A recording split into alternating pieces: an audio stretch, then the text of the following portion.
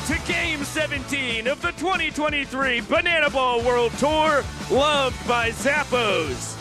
We are live from the first ever Bananas game in the Grand Canyon State, from Scottsdale Stadium in Scottsdale, Arizona. The Bananas and Party Animals do battle just outside of Phoenix. As you take a look high above the spring training home of the San Francisco Giants.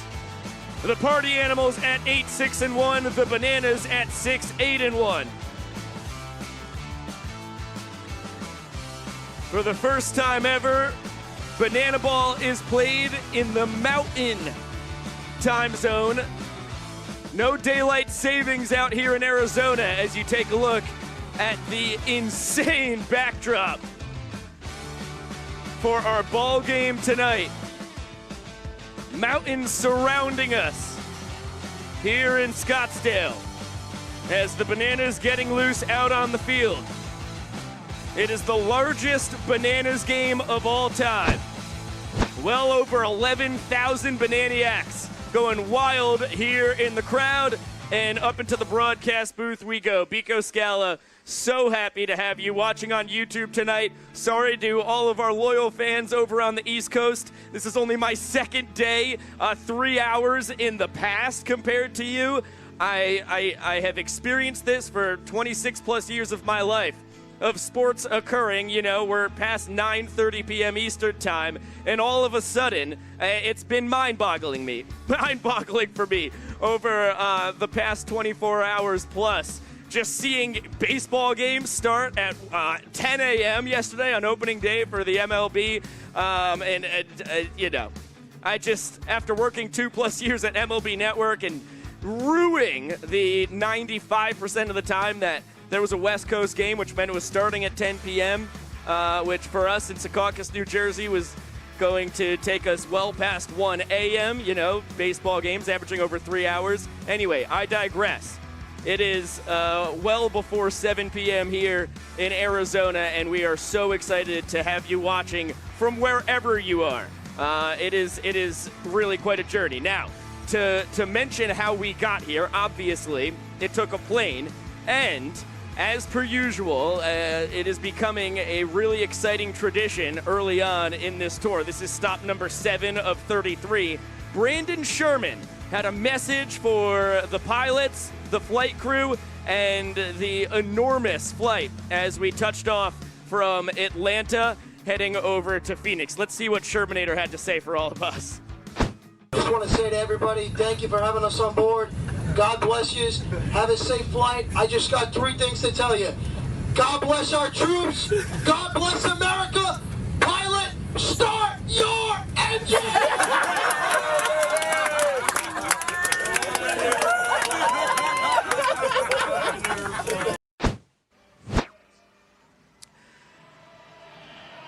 Sherman is unlike any other. Okay, as you can see, down on the field, it is time for the first peel. We're going to check in with Jesse Cole to find out if this banana is rotten or good.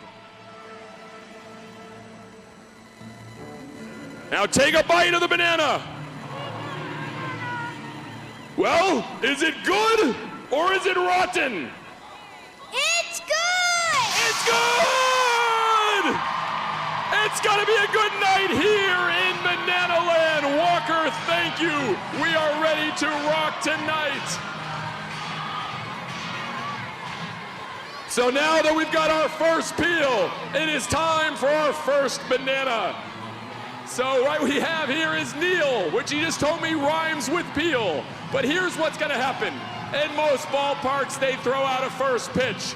Not here in Banana Land, we throw out a first banana. But here's how it's gonna work. Fans, he is gonna be blindfolded on all 4s, crawling position. And we are gonna put this banana somewhere here around the mound. And based on your cheering or booing, you have to help him find it. So if he's going in the right direction, I need to hear you cheer. Let me hear you cheer.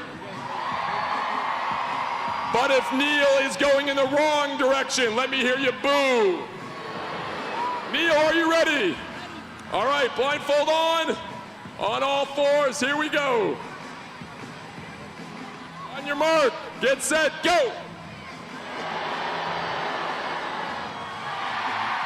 The fastest crawler I've seen.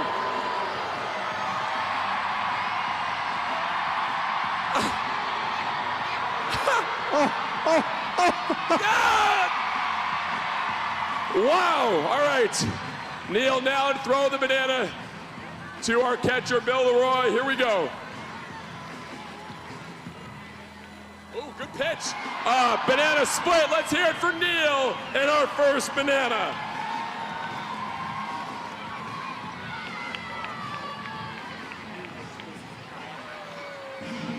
All right, fans, I need everyone to put your spirit fingers out like this. Everyone, spirit fingers out like this. In the berm, let me see your spirit fingers out like this. It is tradition time here in Banana Land. Since 2016, we've had this moment to give the Bananas all the vibes they need for a good win. Keep those fingers going.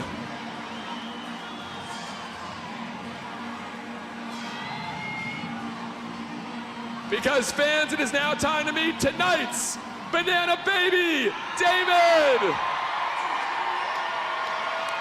6 months old, weighing 17 pounds and 2 ounces, and surprisingly very happy right now. The Bananas feeling the vibes. Fans, one more time for tonight's Banana Baby, David.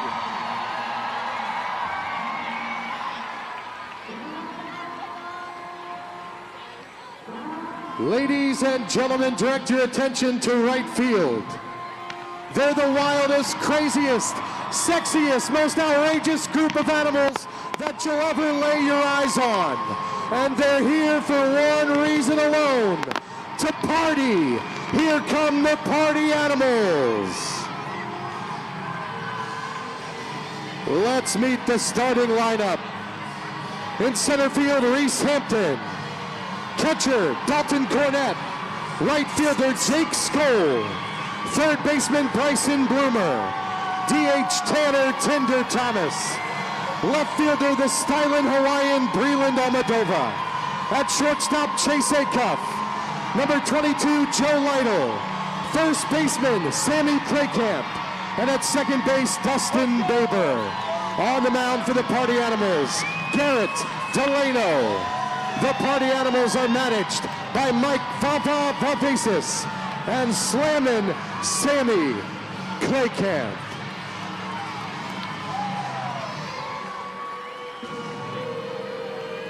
Ladies and gentlemen, I'm bringing some big bananas, potassium power to the plate.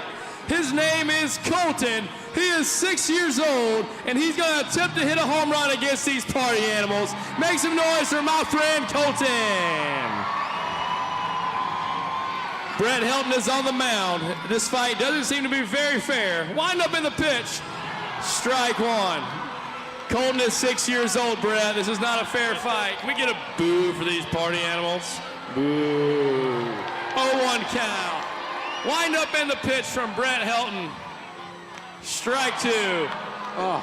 This is unreal, party animals. Split's coming out to make this fight more fair. He sits down the tee, takes the ball from the party animals, and Colton has a fair fight. Whenever you're ready, Colton. Wind up in the pitch. Boom! That ball smoked into the right center gap. He's off to the races. Play it first. Overthrown. Colton is off to second base. Make some noise. He's headed to second base. The party animals can't handle it. Colton's off to third. Breland Almadova throws it in. He's coming home. There's going to be a play at the plate. Bryson Bloomer grabs it. Play at the plate, not in time. Homer. Great job, Colton.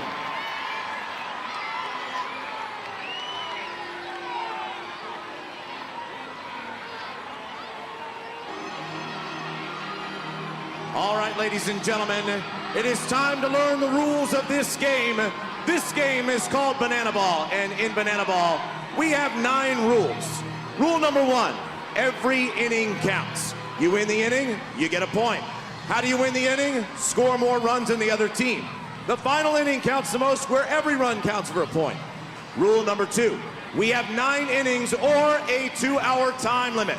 Unless, rule number 3, if we are tied, it will force a one-on-one showdown tiebreaker, 1 hitter versus 1 pitcher and 1 fielder. Rule number 4, there is no bunting because bunting sucks.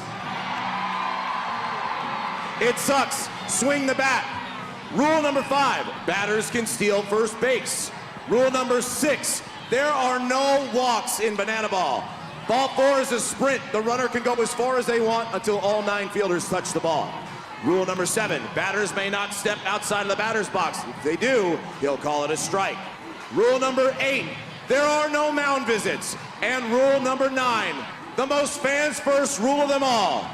Everyone here in this stadium tonight, I hope you brought your gloves, ladies and gentlemen, because if any of the 10,000 plus of you catch a foul ball in this game, it counts as an out. Now that you know the rules, it is time for the traditional banana ball weigh-in. Introducing first, making his way out of the Party Animals dugout, wearing number 27 and donning some fantastic dance moves, it is Jake Lialios.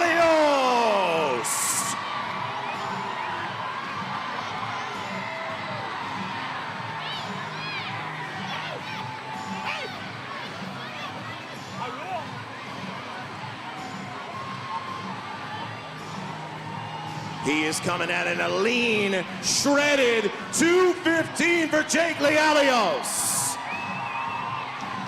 And opposing him, making his way out of the Savannah Bananas dugout. The students in my psychology class call him the hot one on the team. You might know him for getting a little emo on TikTok. Ladies and gentlemen, give it up for number 9, Noah Bridges.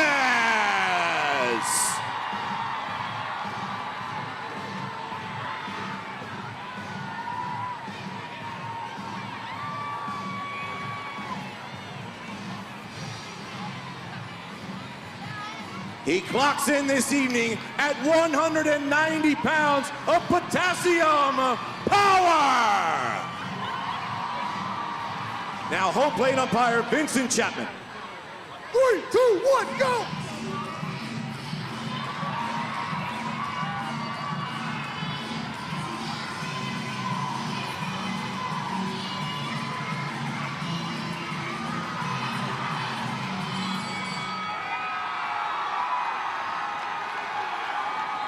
Ladies and gentlemen, direct your attention down the right field line. It's time to meet the cast of your 2023 Banana Ball World Tour.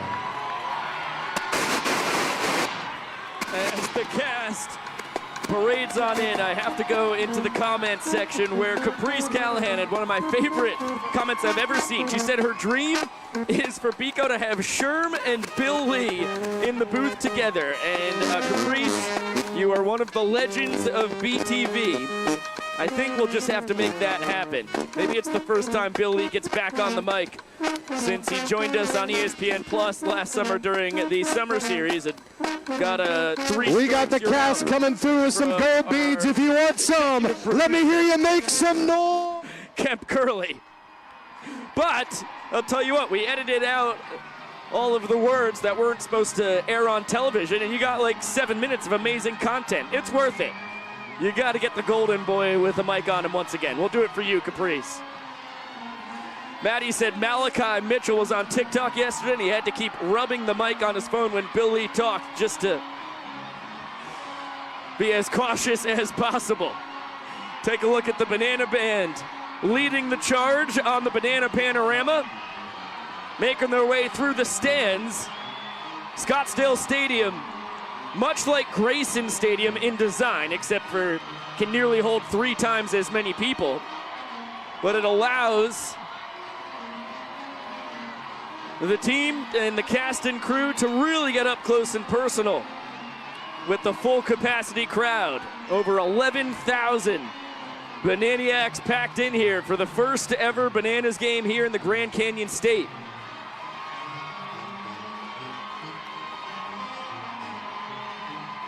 Anna Grace, I couldn't agree more. She says the young professor is the best announcer MC out there. Talk about a golden voice.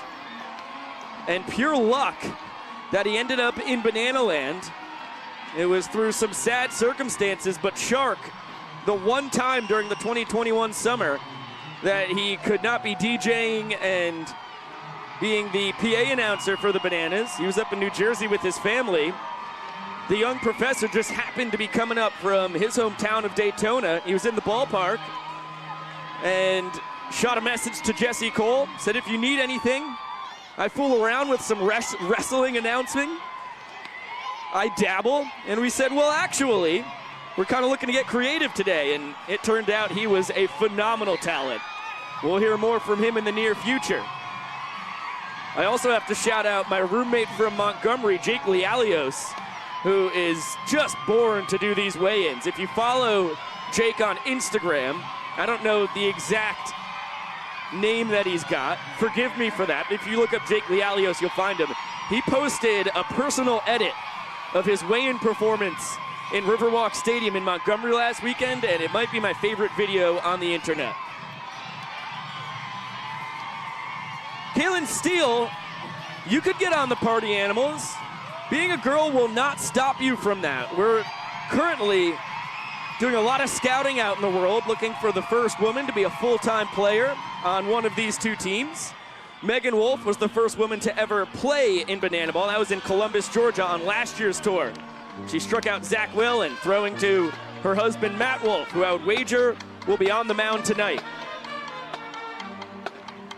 A lot of guests here in Scottsdale. We'll have a jam-packed broadcast for you. For now, we throw it back down to the field. Jesse Cole will introduce his cast and crew. On now to meet our cast.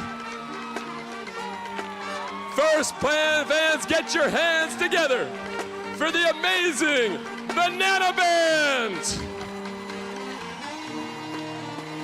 And now today, we have two of our amazing Bananas, the only dad bod cheerleading squad in the world, and the best one, Spidey and Bruce. And now how about the world's fastest Banana Ball player? Let's hear it for Malachi Mitchell, Flash the Kid. And how about the bat trickster himself? Fans, let's hear it for Alex Ziegler. We call him Ziggy. And now the rodeo clown and trick pitcher himself. Let's hear it for Matt Wolf. And how about the world's tallest Banana Ball player? Fans, Dakota Stilts, Al Britton. And then we have Split, the king of potassium. And finally, the breakdancing coach, Maceo. Keep those hands going. Let's hear it for your cast of your Bananas.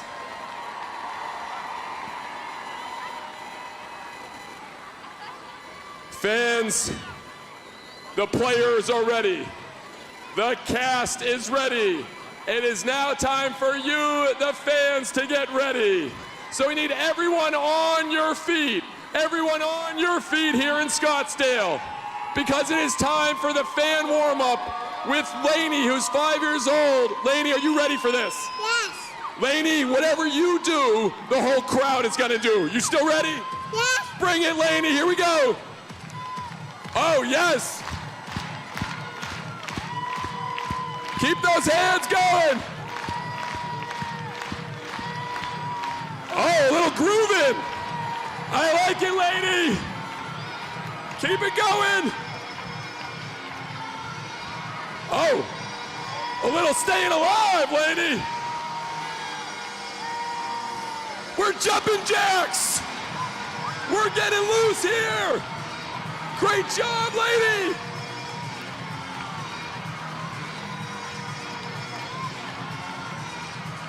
Keep those hands going. Fans, huge round of applause for Laney!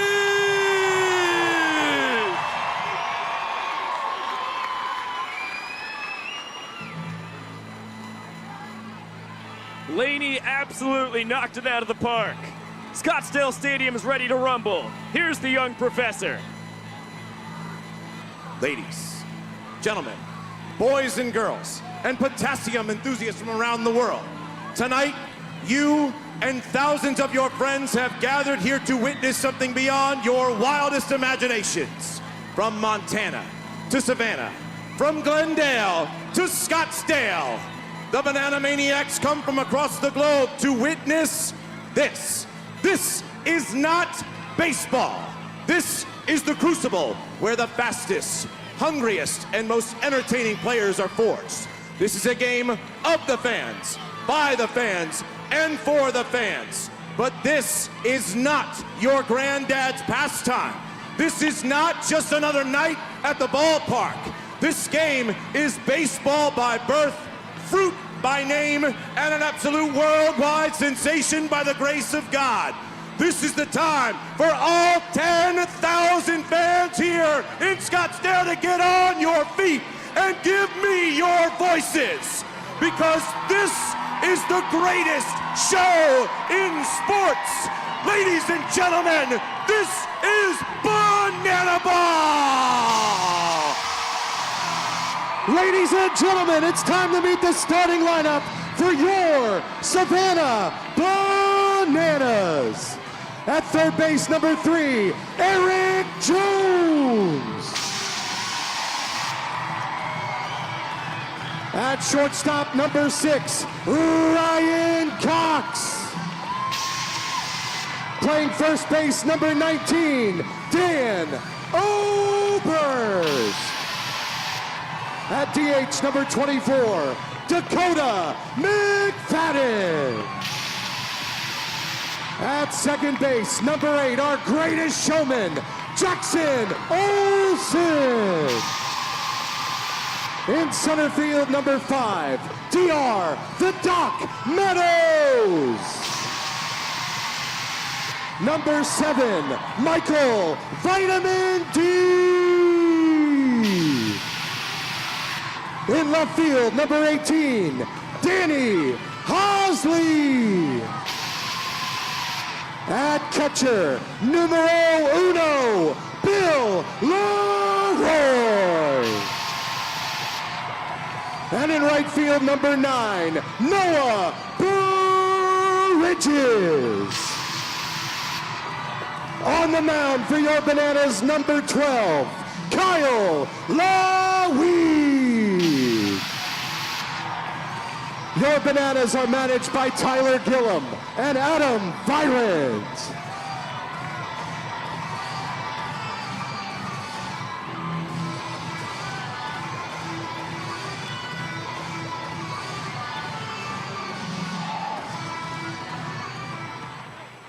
Ladies and gentlemen, at this time, please remain standing and remove your hats.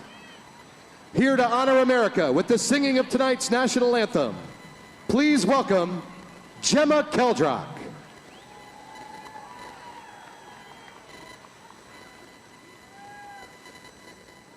Oh, say, can you see by the dawn's early light what so proudly we hailed at the twilight's last gleaming, whose broad stripes and bright stars through the perilous fight o'er the ramparts we watched were so gallantly streaming, and the rockets' red glare, the bombs bursting in air, gave proof through the night that our flag was still there. Oh, say, does that star-spangled banner yet wave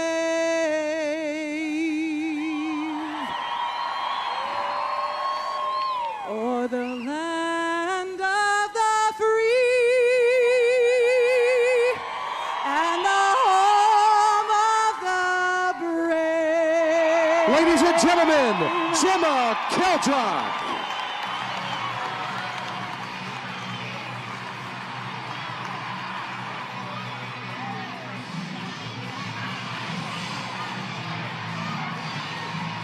We are mere moments away from the beginning of Game 17 on the 2023 Banana Ball World Tour, loved by Zappos. Jenna with a phenomenal rendition of the national anthem. I saw a comment from El Good saying, "This is not live, it's a lie."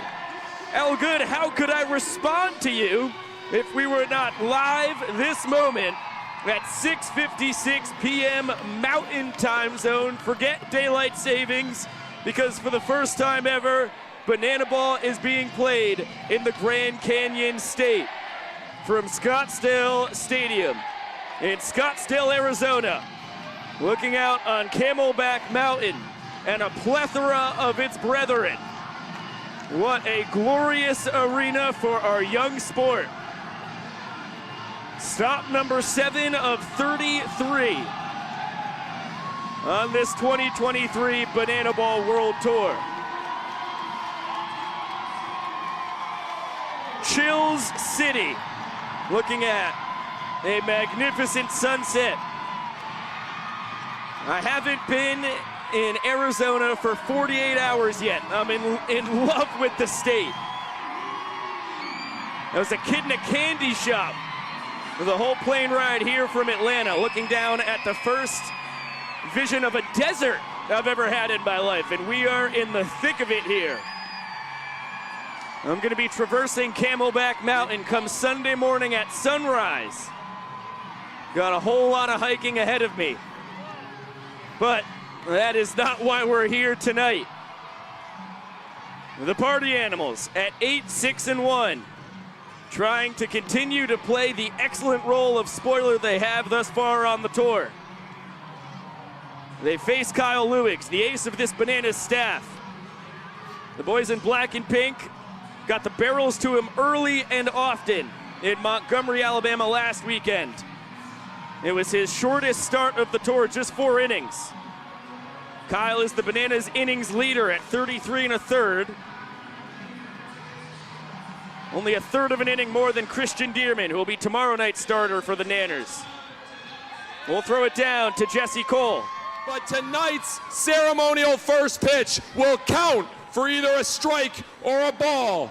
So tonight, throwing the first pitch, please welcome Arizona State alum, Major League Baseball Rookie of the Year, Major League MVP, 3-time World Series champion, and Red Sox Hall of Famer. Please welcome Dustin Pedroia.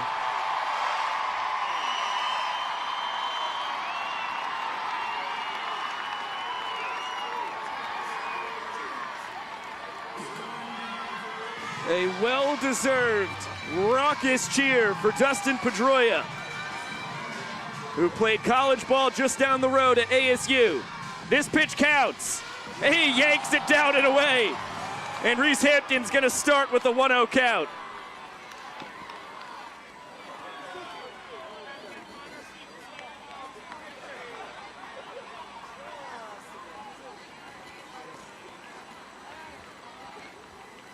Fans in Banana Ball, we started a little differently. So on 3, I need everyone to say, start the clock. 1, 2, 3. Showtime. Leading off for the Party Animals, number 6, Reese Hampton. Last time Dustin Pedroia played in a game for the Red Sox was back in 2019, so understandable that there was a little run to the heater. Also, he made his bacon as the second baseman for the Red Sox. I don't think he's been on the mound since high school or before then.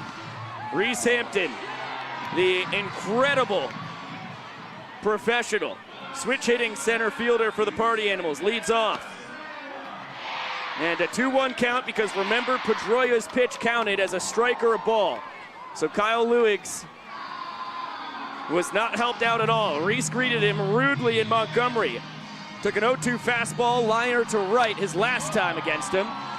That's a diving stop. Ryan Cox throw to first, not in time. Hampton runs like the wind. The glove magician.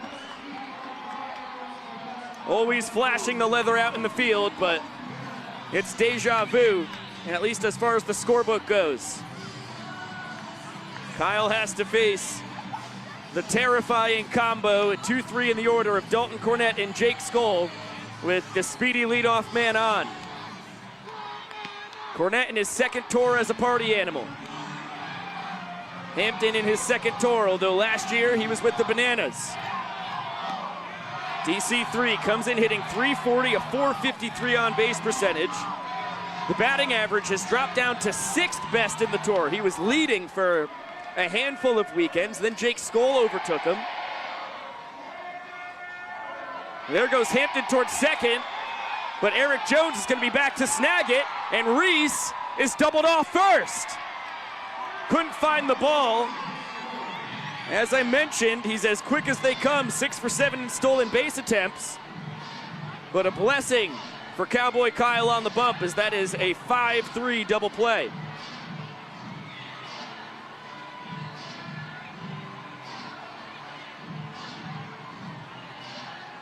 Jake Skoll with the bases empty. The 15th overall pick back in the 2010 MLB draft. In his third tour, first tour with the Bananas. Just like the leadoff hitter Hampton, fellow Gastonia Honey Hunters last summer in the Atlantic League. Skoll has traded the yellow for the black and pink, and Kyle strikes him out. Excellent first inning for the 6-year Banana. 4 collegiately, 2 now professionally. And what a beautiful moment with his battery mate for each of the last 6 years. 4.5 of them at the University of North Georgia. That's where Bill played all 5. Kyle finished up at Jacksonville State his senior year spring semester. And in his second tour as a professional Banana. Thanks to the double play started by Eric Jones on the hit and run. He faces the minimum of party animals possible.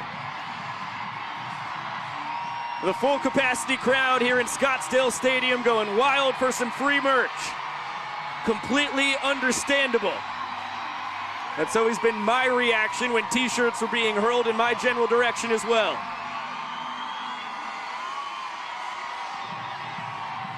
Amanda says she's excited to see Matt Wolf tonight. I am sorry that he wasn't able to make it to Montgomery last weekend when you were there in person. Matt is still a full-time firefighter and paramedic in Oklahoma City, so he's going to be able to make about 60% of our stops on the tour. It's just whenever he can work it out with his firefighting schedule. Garrett Delano on the bump. He's been the best pitcher on the tour. Leads the party animals in innings thrown and ERA, just a 2.10 earned run average. Second best on the tour, only to Danny Hosley, who's done it in 15 innings on the bump for the Bananas. Delano also leads the team with his 24 strikeouts. You see the 25 hits given up, just a smidge less than 1 an inning. But where he really thrives is only 3 ball, 4 sprints, and 1 hit batter. He is not going to gift you a base very easily. Here's the best hitter on the tour for the Bananas. Eric Jones not ready for an off-speed offering to start his AB. Jones with a .367 batting average, 3rd best overall on the tour. Chops it up the middle. Chase Acuff, smooth as silk, as per usual. Former Eckerd and Rollins College product. Has been a stalwart at shortstop for the party animals. He started 15 out of the 16 games for them at shortstop. Only reason he didn't one night is because he had to jet out of Banana Land for a wedding. Ryan Cox has been swinging a really hot bat as of late and rewarded with the 2-hole in the lineup. Has always seen Garrett Delano a little better than others. This could be caught by a fan. They say it is. The party animals say it is. And yes, they're going to confirm. Ryan Cox has fouled out to a fan for the 3rd time in his career. That's the most in banana ball history, a dubious honor. And we're hoping to have Ryan on a mic in the near future. It's going to be fun to hear from the glove magician about that one. Now Dan Oberst chops one to second. Dustin Baber there. Over to first in time, and Delano with the 1-2-3, bottom of the 1st inning. Scoreless. As we head to the 2nd, we'll throw it down to Jesse Cole for some shopping with bananas. All right. Fans, it's now time for a promotion we like to call Shopping for Bananas. Now, most times, you have the parents do the shopping, but not here in Banana Land where we do everything different. So we have a couple 2-year-olds that are going to be doing the shopping, Reese and Atticus. Their job is to move the cart and get as many bananas as possible. This is not off to a good start with Atticus, but Reese is off to a good start. All right, on your marks, get set, let's get the bananas. All right, Reese is running to mommy. Atticus is going to daddy. We still have 0. Reese is looking at a banana. She's wanting it with help from her mom. We have 1 banana. Atticus is going with dad. This is why you don't let 2-year-olds shop. Reese is going backwards with the banana in the cart, or give it to mommy. She's so excited. Atticus wants to still hang out with his dad. And we got 1 banana. The slowest race we've ever seen. 5 seconds, 4, 3, 2, 1. Reese, amazing steps. Let's hear it for our winner with 1 banana.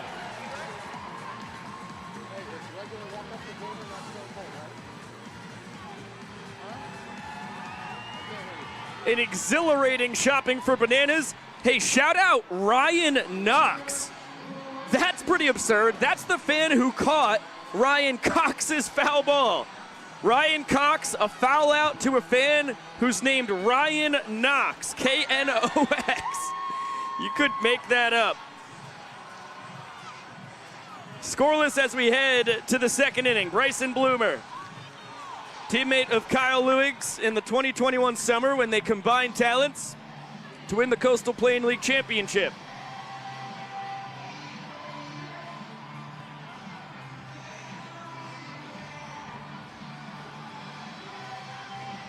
Bloomer won his 2nd straight Pettit Cup in 2022, and now as a pro, he's gone to the dark side. 1-2 to the Party Animals' 3rd baseman, and it's right back up the middle. The batting average leader for the tour does what he does best. That dude just rakes. And for the 2nd straight inning, the leadoff man on for the Party Animals. And we are blessed to be joined by Johnny Gomes in the booth. Nice to be here. A little breath of fresh air being off the field. Let these boys grind a little bit. Tanner Thomas, a banana in 2018 and 2019. Party animal for the 2nd straight tour. Another dangerous bat for the boys in black and pink. Comes in hitting 295, 338 OBP. And the count 1-1. Johnny, how cool is it that the Bananas have come to your adopted home of Scottsdale? How about it? Look around. This is electric. Bananas, if you'll let me say it. I mean, we're fired up. We had fireworks. We had a back pick. Son of a gun. And it's electric. Sold out, of course, like always. Dustin Pedroia throwing out the first pitch. That doesn't fire you up. Well, it was perfect with the ASU on his resume and the illustrious, extensive career he spent in Boston, 14 years for the Sox. Walking away with 3 World Series. Are you kidding me? An MVP, a Rookie of the Year, throwing out the first pitch for the Bananas for the highlight of his career. And he shared one of those World Series rings with you as Tanner Thomas, a victim of the Kyle Lewig's curveball. 2nd strikeout of the night for Cowboy Kyle. We like to say, he gone. I would wager that you had a hand in Pedroia finding himself in Banana Land tonight. I tell you what, man, I have nothing but a great time coming out here. Big leagues is a chess match. It's great. We get to play in front of big crowds and this and that, but yeah, it's kind of like a rewind, if you will, right? To have some fun, throw a uni on, have fun. Sure, the boys there are out there competing, but this is just absolutely fun baseball. Bloomer off for second, and the throw from Bill Leroy not in time, according to Randy Voss. Bryson now 9 for 11 in stolen base attempts. He takes the team lead in bag swiped. Yeah, don't get it twisted. There's a lot of shenanigans that happens in between those lines, but there's some athletes out there, absolutely. Oh, yeah. And Bloomer honed his base stealing skills with Tyler Gillum as Breland lines it off of Kyle, barehanded by Cox, throw to first in time. Just how they drew it up, huh? Is that an assist? Perfect bounce pass, as that one's 1-6-3. Slap a star next to it in your book at home. Bloomer advances to third. Breland, a guy who grew up in Honolulu, Hawaii, and spent 4 years in the Arizona Diamondbacks organization, has spent a whole lot of time in his life here in Phoenix. And now Chase Acuff, the shortstop. It's been awful hot as of late, went 4 for 5 a week ago today. With Kyle Lewis starting, it was 2 for 2 against Kyle. Let's see if we can leave him at third right here to set up that walk-off for the Bananas. We're going to need one early. 3-1 count. No! Late strike call from Vincent Chapman. 2-2. Deuces are loose right here. Night-night! Really nice bender from Kyle. He's got 3 Ks on the night. Strands Bloomer at third base. We will be back with Johnny Gomes in just a second. Let's throw it to Josh Talevsky to talk about last Saturday's Showman of the Night. Big Tiger Friday to you. We've got to talk about our Showman of the Night from last Saturday in Montgomery, a game that had everything. And how about our jack of all trades, Danny Hosley, coming away with Showman of the Night? Now, as we get into the game action, Hosley able to reach base in the second inning, and what he's going to do as soon as he gets on, steal second base. And so Bill Leroy hits a ground ball to Dustin Baber at second, and it's misplayed. So Hosley's going to come around and score the inning-winning run that tied the game at 1 for the Bananas and the Party Animals. Now Danny Hosley up to bat in the 4th inning. The Bananas up 2-1 in the game and a runner on second base. How about a big 2-run home run from Danny Hosley? His first home run of the year off of Brandon Sherman, and the Bananas with their 3rd straight walk-off of an inning. They're up 3-1. And now Hosley, a pretty quiet game defensively. But in the 9th inning, he's going to come on in relief.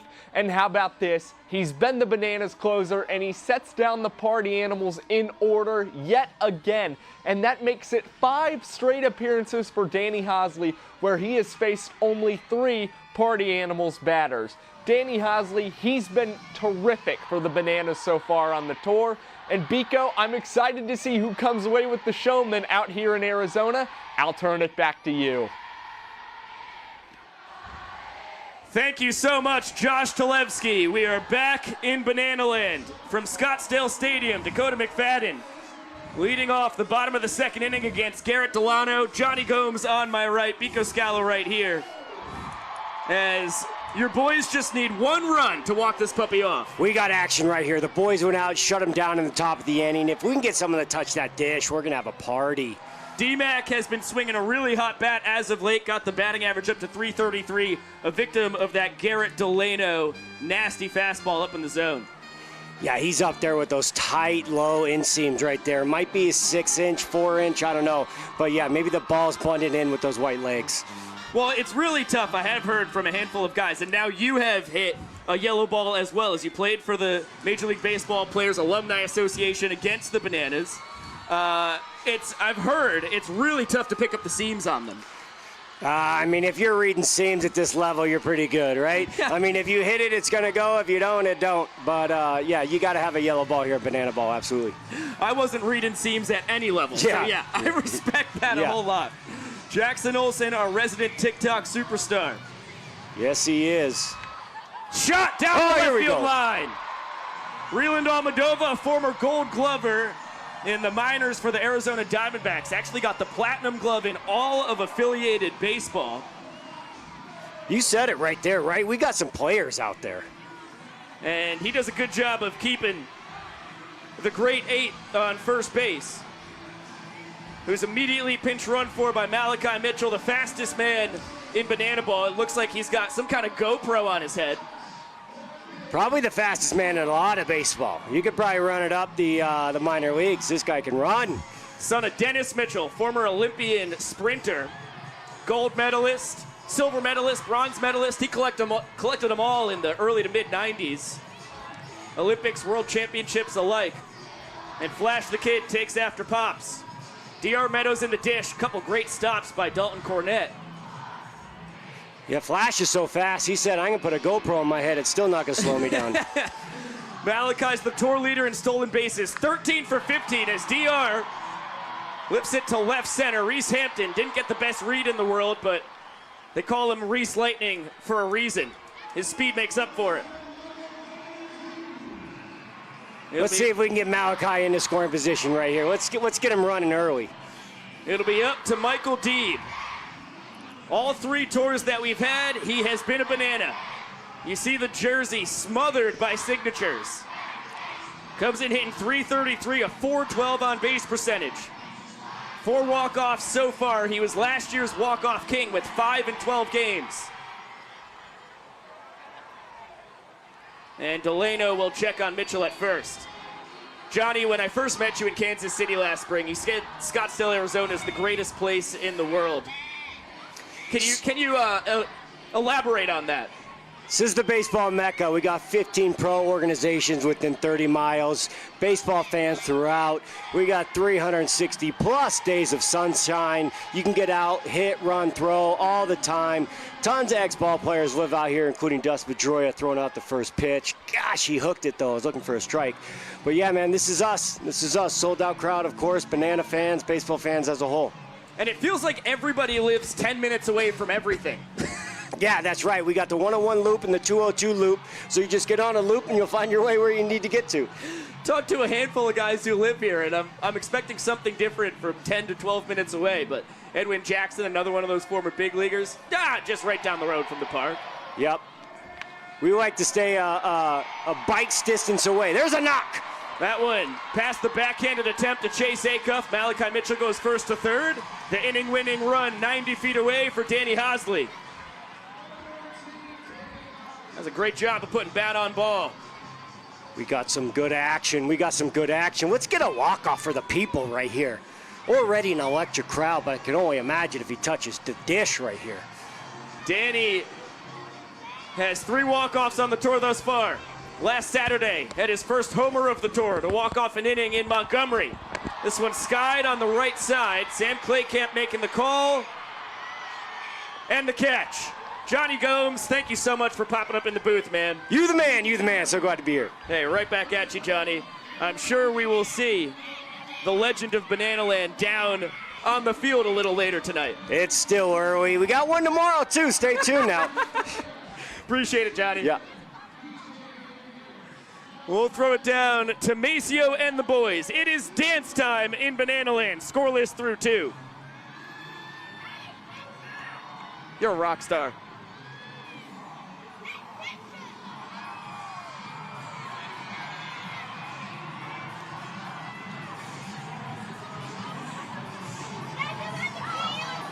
What?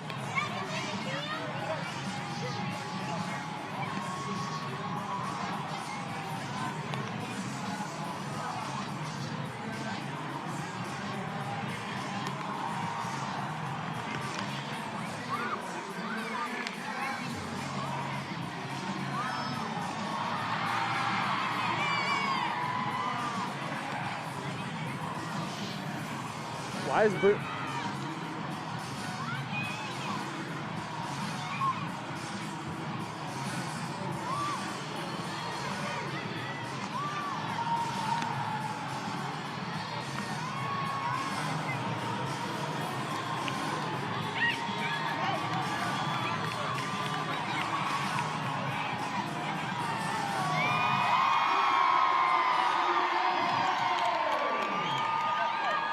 Well, a killer dance as per usual for Maceo and the boys. Guys on the field, guys out in the bottled blonde deck up in right. I know a handful of players ended up there last night. Ryan Cox hopping on the mic from shortstop. Were you one of them, buddy? Where, Biko? I heard Bottled Blonde was the spot last night. No, we went to some Mexican spot downtown and hung out, had some good food, met some fans. Got some 8:30 sleep because it felt like 11 Eastern time. Yeah, have you been out here where 3 hours in the past before your life, buddy? Yeah, you got up and it was like sunrise and it felt like the perfect time to get up. I think Sunday we're going to hike a little bit. I had a burner.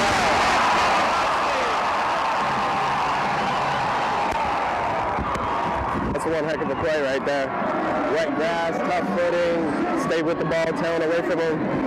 Top level play. Yeah, stumbled at first, an incredible recovery. You've already made a phenomenal play already tonight. How many times have you gotten a ricochet off the pitcher in your life and gotten the out? Under 2. I don't know if I made the other play. I feel like if the fan doesn't catch this, that Sammy Claycamp's going to hit me a ground ball here on an off-speed pitch. I'm feeling pretty good about it. Just fouled out to a fan for the 3rd time in your career. That leads all banana ball players. How does it feel to have that illustrious honor? I'm glad the fans are involved and having a good time at the ballpark, bringing their gloves. I wish it wasn't against me, especially when Delano's throwing some cheese, but we're here for the fans, so nice play, that's fun. Oh, I love it. Trying a little Michael Jordan between the legs jump action. Was that the new trick that you were teasing me about? Yeah, that's what we were trying to go for right there.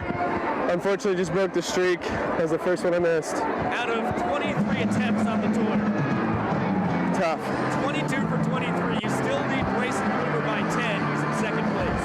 We're going to try something else right here when Baber hits me this ball.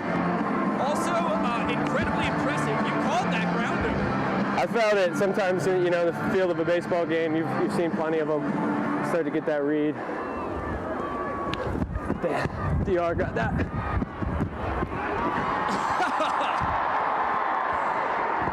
A little forward roll. After making the snag, Baber, who's been hitting the ball really well as of late, clean 300 batting average retired. Claycamp over at first, successful in his only stolen base attempt on the tour. EJ, you have the bag. I love it, and shifts have been banned in Major League Baseball, but the Bananas still employ them. Runner. Nope. Nothing. Yeah, the shifts last week or so, Coach Gillum's been studying some stuff and talking about some shifting, and feels like we've been in better position to make plays. I tell you what, you've robbed Jake's skull, it feels like, about 5 times with line drives into shallow right. Safe foul. Yeah, and especially with guys like Skoll, Cornette, Reese. I mean, so many guys on the Party Animals swing a hot bat. If we can keep them on first, that's a bonus.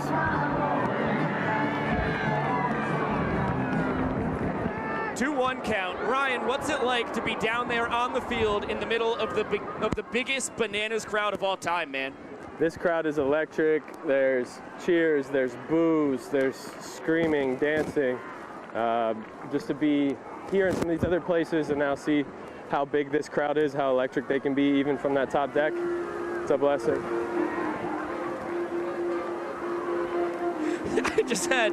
I'm sorry, Ryan, I was just distracted by the world's first Biko chant at a Bananas game. You deserve it. You deserve it. More people need to be cheering for Biko. Mighty Bruce started it. Thanks, Bruce. Now, Ryan in the middle of some sprint defense. All 7 Bananas have to touch the ball before it's live. And you guys do that awfully well. You keep the speedy Reese Hampton at first base. That's impressive. Yeah, that's big. Force out. Maybe he'll try to steal this bag with Cornette. If he goes, he might have that bag. Claycamp tries to get fancy. He might pick him off down there. Dalton Cornette popped out into a 5-3 double play his first time with Hampton moving on the pitch. And Kyle will check on him. It's raining tacos. Chop towards second. Got a guy. Jackson Olsen races Dalton Cornett to the bag and beats him. Ryan Cox, thank you so much for slapping the mic on, man. Anytime, Miko. It's a pleasure, man. There goes Ryan Cox, and welcome into the broadcast, Spencer Gustafson. What is going on, Spence? You got a fan down there, buddy? I am standing here with three beautiful BTV fans of the game. We got Fifi, we have Jen, and we have Michelle with these impeccable Bananas outfits. Jen, I'll start with you. Where did you get this beautiful outfit? This is Dolce and Banana. Dolce and Banana. What about Michelle? Where'd you get this? Dolce and Banana. Fifi? Homegrown. Have you ever heard of Ice Spice? It's organic. You've never heard of Ice Spice? I am Ice Spice. She is Ice Spice. Got the same hair, certainly. What has been your favorite part about being here tonight? I think it's just nuts here. Everyone's bananas. It's a party and it's appealing. It is a good time. Same. The texture, the atmosphere, amazing. What would you do if you saw a foul ball coming right at you? I would not touch it if it was a Savannah foul ball. What if it was a party animal? I would touch it and then I would throw it away. Throw it away. I heard that we have a special talent from you. You can do the splits, is that correct? Do a banana split right now for the broadcast. Just pop it out.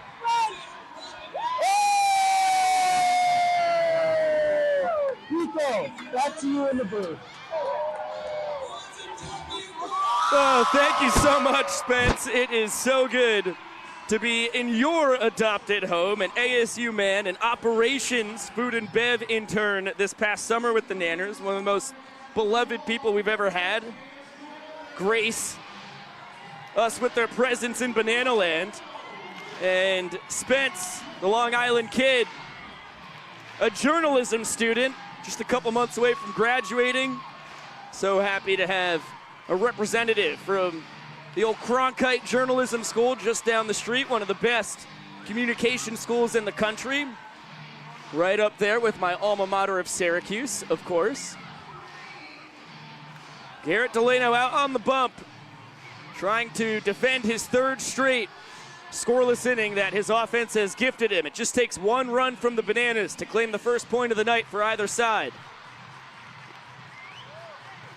Delano has 9, 10, and 1 in the Bananas lineup. Bill, the 6-year catcher, the king of Dublin, Georgia, the prince of Banana Land.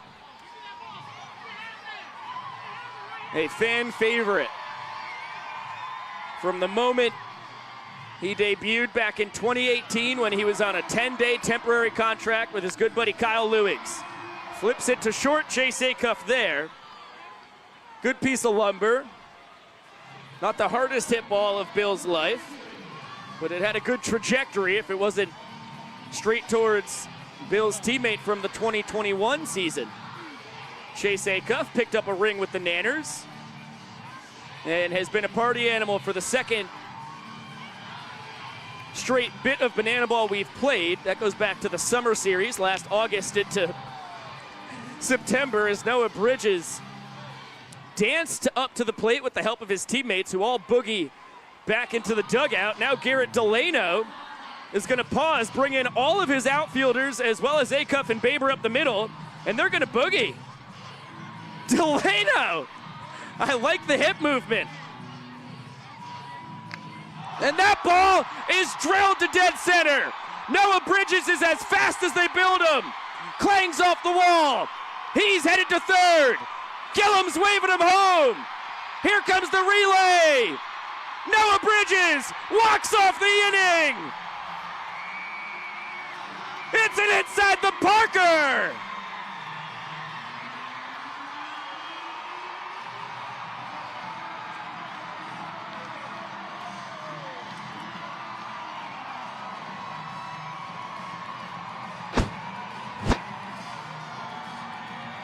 Third walk-off of the tour for Noah.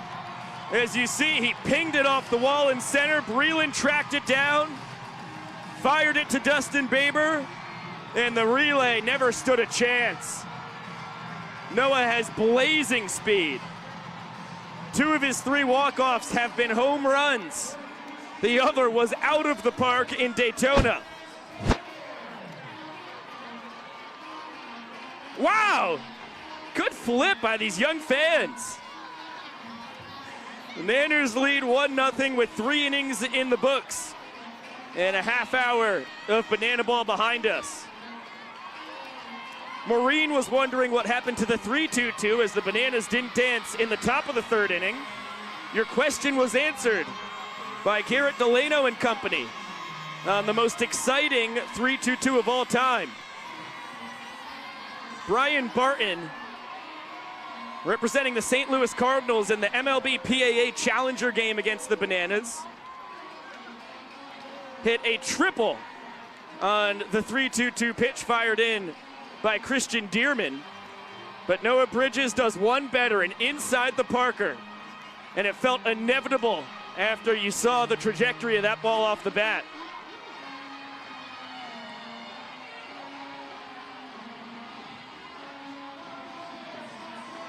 Cloudy Electrons, you know what's going on, calls Bill Leroy Bilious Billiam. It's a part of his long nickname from the folks around here. Bill with a fantastic snag on the warm-up pitch. Aaron Mack, thank you for the donation. He says, we need some better mics, boys. That's fair enough. Your $1.99 will go towards it. That's awful kind of you. Could always use technological upgrades when it comes to BTV.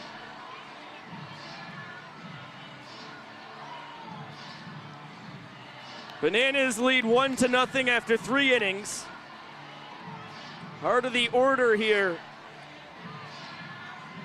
for the Party Animals. 3-4-5, Skull, Bloomer, and Thomas due to swing it. Jake, the right fielder, takes a fastball outside. Struck out swinging on a curve his first time. And Vincent Chapman, the home plate umpire, calls time so that he can dust off the plate. Now he throws the mask off.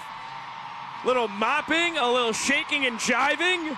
The fans getting to their feet. Full capacity crowd here in Scottsdale Stadium. Excited to see the legendary boogieing of our dancing home plate umpire. And Vince delivers the medicine that 11,000 plus Bananiacs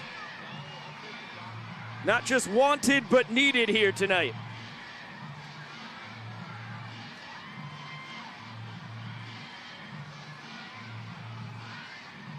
That's a beautiful backdoor bender to pick up strike one for Kyle. So far, he's been able to strand a couple of hits and a trick play missed, all on base. Of course, the double play back in the first inning helped that out. 3-1 count now on Skoll, who leads the tour in ball four sprints, 12 of them. 1-to-1 ratio to his 12 strikeouts. And the count runs full as Kyle gets the black. Payoff pitch is up. There's Skoll's tour-leading 13th ball four sprint. Second of the night given up by Mr. Lewiggs. Close play at second as all 7 Bananas fielders behind Bill and Kyle had to touch the ball before it was live.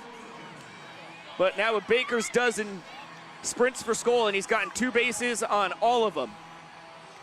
Except for one when he got 3 bases due to a bobble from the Nanners out in the field. The point is, you can't limit him to just 1 base on his sprints. Now Bryson Bloomer, a single and a stolen base, ended up stranded on third back in the second.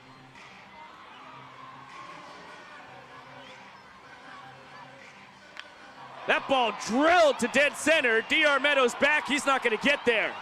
All the way to the wall, 430 feet away. Skoll's gonna score easily. Bloomer coasting towards third, head first slide. The ball goes towards the Party Animals dugout. Eric Jones has to avoid pretty much the entire team to retrieve it. It's gonna be the 15th RBI and the 3rd triple of the tour for Bryson Bloomer as Skoll scores his 20th run, just 2 behind Reese Hampton for the tour lead.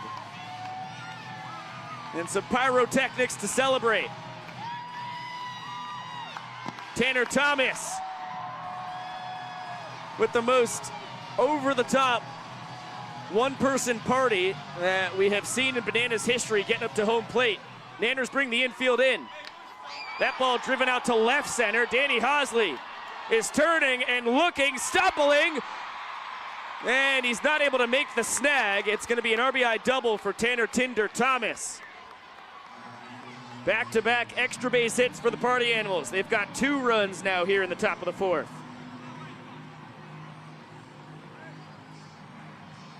Tanner with his 14th run driven in. As Bloomer scores for the 21st time. Sandwiched right in between Skoll and Hampton for second place in runs scored. So far on this young season, remember this is just the 16th game the Party Animals have scored. Shows you how deadly, especially the top 6 in this lineup is, although 1 through 10, there are no free outs. Breland Almodovar bounced into a 1-6-3 ground out. It was a hot shot that ricocheted off Kyle Lewig's glove. This one is going to be snagged by Dan Oberst over at first base. Okay, no, Tanner Thomas didn't double in the slightest. I thought Danny Hosley caught the ball, but Tanner cruised into second base. And it turns out Danny Hosley just made his second really snazzy catch of the night. It's a sac fly for Tanner Thomas, so everything else still remains for the guys as far as stats go. DR racing in, and coming out, Ryan Cox with a snazzy snag. 2 runs for the Party Animals.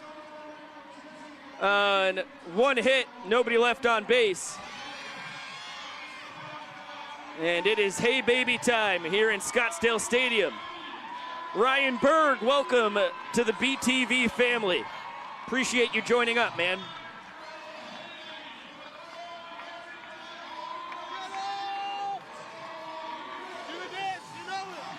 This is the largest Hey Baby in Bananas history.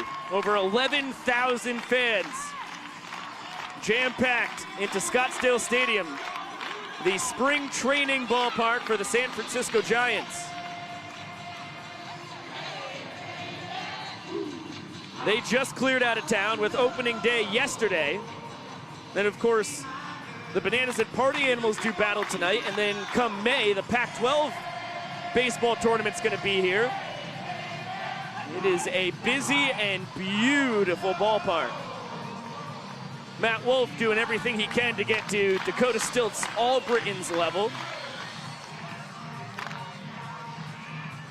Steve, Amanda, Benjamin all fired up for the Noah Bridges walk-off to end the 3rd inning.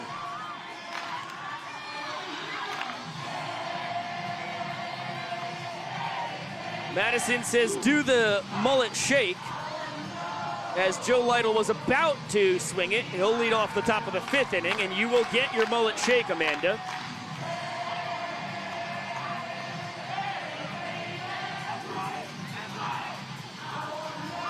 SCJ, I don't have a chance in the world of proving that towards you. That is one of the most complex mathematical equations I've seen in my life. I understand why you're tired of trigonometry. I haven't taken math since statistics in 12th grade with Miss Armstrong at Saugerties High School. It's been a minute for me. Anna Grace, thank you for pointing out that the rules for Banana Ball are in the description of the video here on YouTube. It's always good to have the reminder. As you can see, the clock getting close to 1 hour and 20 minutes left on the bottom right corner of your screen. We will play 9 innings if we can. We can't start another inning if the clock expires, which across the first 16 games of the tour, we've been able to start the 9th before the 2-hour time limit ran out. Eric Jones bounces it to short. Acuff across the diamond. Strong throw. And in time. EJ, the best hitter on the tour thus far for the Nanners, has bounced out to Chase twice now. He's leading the Bananas in batting average, on-base percentage, .367 and .448 respectively. And second on the team with 1,081 OPS, on base percentage plus slugging. It's because his 4 home runs are tied with Jake Skoll for the tour lead. Here's Ryan Cox, who fouled out to a fan his first time. And just recently took the mic off that he was rocking out at shortstop. Lazy Boys, thank you for the donation. He says, buy 2 new mics. Yeah, we can do that. I appreciate constructive criticism. That's what you have to do anywhere out in life, but especially in the broadcasting industry. And we would prefer to be able to hear our people who are mic'd up on the field, as you got a good glimpse of Maceo Harrison, the Bananas dancing first base coach. Helped lead the team to a walk-off an inning ago. Bananas will need to get a guy on to do it again. Reese Hampton is there, behind the back, not able to make the snag. Really appreciate the effort from Reese. That one clanged off the leather. He is now 1 for 5 on trick play attempts this year. Normally tries to do a really fancy behind the back grab, kind of no-look action. That was no look, but a trick play missed. And the door has been left ajar for the Nanners. Instead of 2 outs and nobody on, Dan Oberst represents the inning tying run. He's already taken Delano, his mixed martial arts sparring partner, deep once this year. It was an inning walk-off blast to dead center field all the way back on February 25th, the 7-year anniversary of the Savannah Bananas being announced as a team, as Ryan Cox picked off first. Dalton Cornett made a really terrific backhanded stab. Now Garrett Delano is able to track him down. Delano is the correct pronunciation of his last name, but we've been calling him Delano back when he was a Banana collegiately in 2018, last year in his Party Animals debut on the tour. And it is really ingrained into our minds here. He doesn't care what I call him. That's just the kind of guy Garrett is. But, you know, for the parents, for the family back home, you'd appreciate trying to pronounce it right. He's able to lock up a 2-0 win here in the 4th inning for the Party Animals, who get their first point of the night. We're tied at 1 apiece.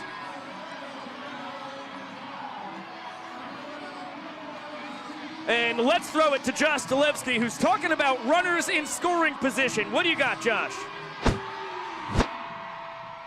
Thank you very much, Biko. We've got more statistics from the Bananalytics headquarters, and today we're going to learn a little bit about RISP and see who some of our tour leaders are in this category. So here we go.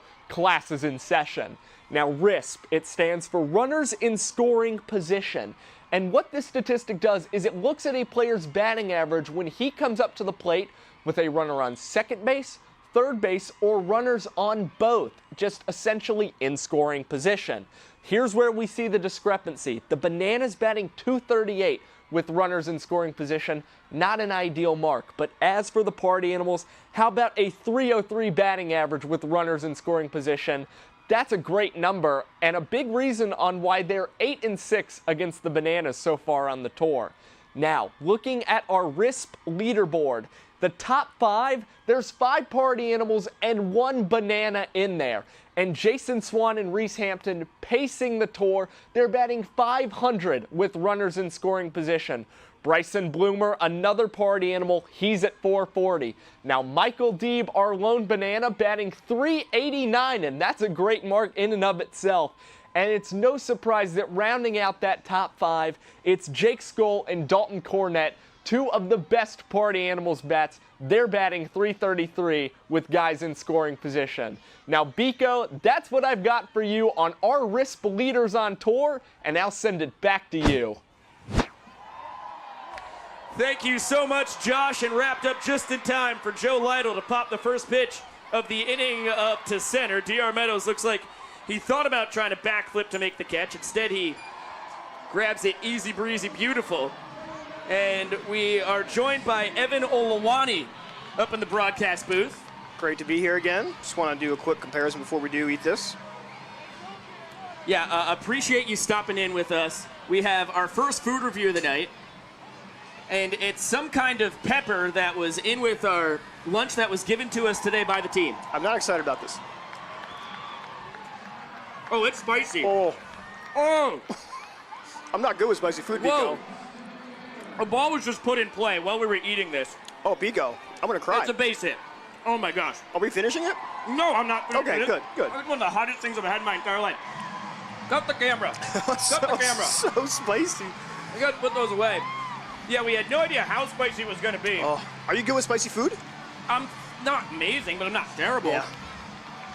That's one of the hottest things I've had in my entire life. Oh. It kind of snuck up on me too, because at first it wasn't really hot in the first bite. And then like 3 or 4 seconds in, it's all over my tongue. You want some water, yeah, buddy? Please. Oh, it just made it worse. The water made it so much worse. Sam Claycamp picks up his second hit of the Torrens, 12 ABs. I feel my like mouth is like the Sonoran Desert right now. I feel like a dog, just my tongue out, just panting a little bit. Golly. That was ill-advised. It's my least favorite food review of all time. I'm literally tearing up. I shouldn't have walked in when I did, but here we are. No, that's okay. It was unfortunate timing. We're now also joined by Mark Tien on the broadcast. How you doing, man? Good to be here. Fired up to have you. Justin Baber takes a sprint on 5 pitches. Claycamp stays at third. Baber stays at first. It's just not going away. Mark, you want to try one of these jalapenos, buddy? I think I'll pass. I'm glad I showed up a little bit late for that. Yeah, good decision. Good job. Yeah. Baber is 0 for 1 with a fly out. I want to touch my eyes to stop the crying, but I think that'd be a big mistake. Goodness gravy. Okay, Cowboy Kyle in a sticky situation. Threw 3 scoreless, and then the party animal struck for 2 runs last inning.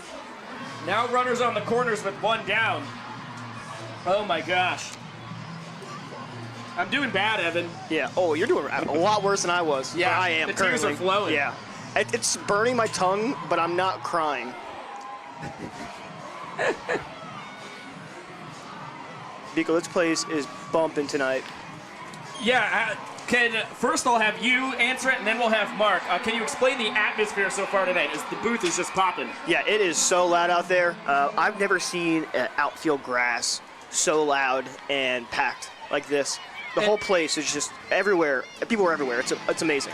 And Mark, for those who may not know, a 7-year major leaguer, most of them in Kansas City with the Royals, as Reese Hampton flies out to his counterpart in center. Throw him out.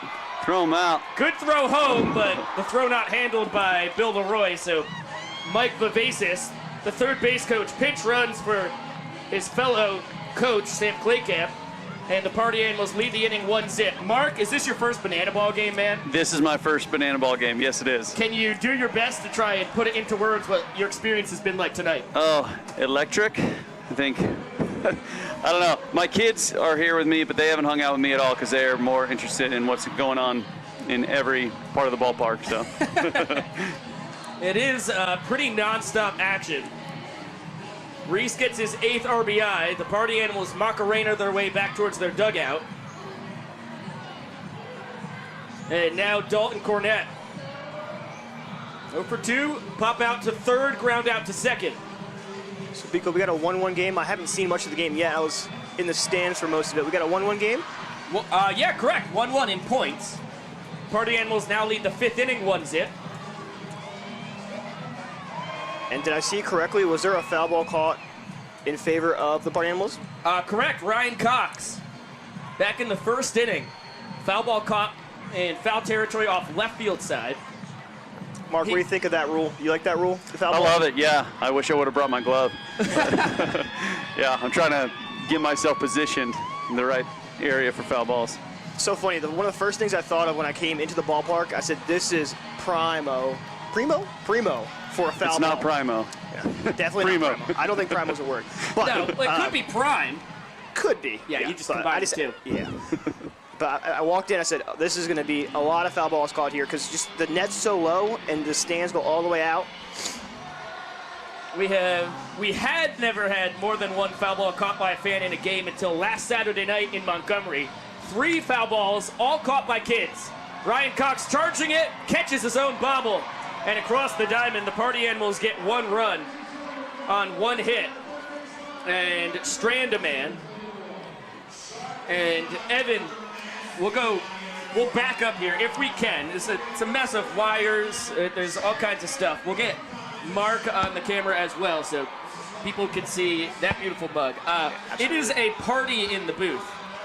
It's really, there we go. Yeah. We'll make it work. Three's a crowd up here. Huge booth. Yeah. Evan, and we've got George Kataris just chomping at the bit to hop on a mic. Evan, I can't thank you enough for coming up here and blessing us with your presence. What is your feeling now, a half inning later, after eating that jalapeno? I don't feel good. I don't feel good. I don't know if people could see the tears, but... Don't touch it. That was close. Yeah, I regret coming up here, not because of you, Biko, but because of what you made me do. So I'll leave it at that. Hey, let's do it again next week. I will absolutely be back in the booth next weekend. All right, appreciate it, buddy. Thanks, Biko. There goes the pride of New Jersey, Evan Olawani, handing off the mic to George Kataris, who, Jump in. Over. Under that one, yeah. Really good.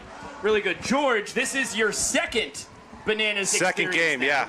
How does this compare to playing the Bananas at Savannah back on? Well, I live here, so it's a little bit different. I got a bunch of friends here. It's been a great time, and I just love the energy, love the excitement. Everyone's super pumped to come watch the Bananas and the Party Animals, and it's been a blast. All right, we're just about ready to rumble here in the bottom of the 5th. The Bananas. Yeah, our boys are going to have to start scoring some runs. Need one. Yeah, we need to get back in this game. They need 1 run to tie the inning, 2 runs to win it. And it's the right part of the order, 4, 5, 6. D-Mac, Jackson Olsen, and David Meadows due to swing it. Uh-oh. McFadden, the designated hitter, a strikeout victim his first time, has been swinging an awful hot bat as of late. So, Mark, how did you find yourself in Scottsdale Stadium tonight watching a Bananas game? Coach my 2 boys in Little League, and both their teams were just talking all about it. So, yeah, we tried to figure out a way to get out of here, check it out. 3-0 count. Uh-oh. And cutting away. Get in there. That's trouble, though. Bermuda Triangle, Chase Acuff is the lucky man to haul it in. Dakota's got 2 bombs on the tour. You understand why he gets the green light 3-0. Garrett Delano has only given up 3 ball 4 sprints. And now just under 30 innings pitched. Jackson Olsen, line drive single to left his first time.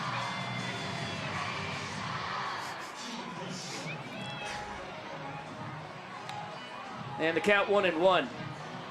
Now, George, also a 7-year MLB career. How different was it for you playing banana ball based on baseball? Oh, super adjustment. I mean, especially with like the walks and then trying to have, everyone gather around second base, to beat the runner there. So just learning to not give up on the play, and then, the ball gets by you and you can sprint to first. So all the little, little rules of the game, kind of change things, but it's a blast. I mean, it just kind of speeds up the game, and we all make fun. You got to have fun with it, and that's just what we're doing. And I awarded you the most valuable player. Did you? High five, dude. For the MLB PAA side, 2 for 3. 1 vote? Just 1 vote? I think 1 vote gets me a ticket. That's all it takes. There you go. Unanimous. 2 for 3 with that RBI single. I'll take it. Oh, look out. Yeah, I know. I still got it. Uh-oh, that's nice snag. Nice snag right there. Goes airborne to rob Jackson of what would have been his second hit of the night. Tell you what, I'm impressed with the level of play. Like, I've seen it on Instagram and everything else, but I'm really impressed with the velocity. Yeah, everyone's talented, super talented players. They're all solid players. It's cool. Making it fun for everybody, but still, still attacking everyone. Yeah, Delano on the mound is low to mid-90s when he really wants to get funky with it. Saw Chase Acuff just making a nice snag at shortstop. I was thinking about third base because I just saw Bryson Bloomer has removed his jersey over there. He's getting a little hot. Yeah. It's really just anything goes in banana ball.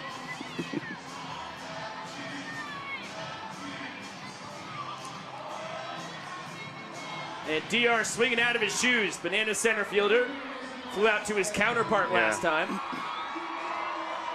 Yeah, we need a 2-out rally right here.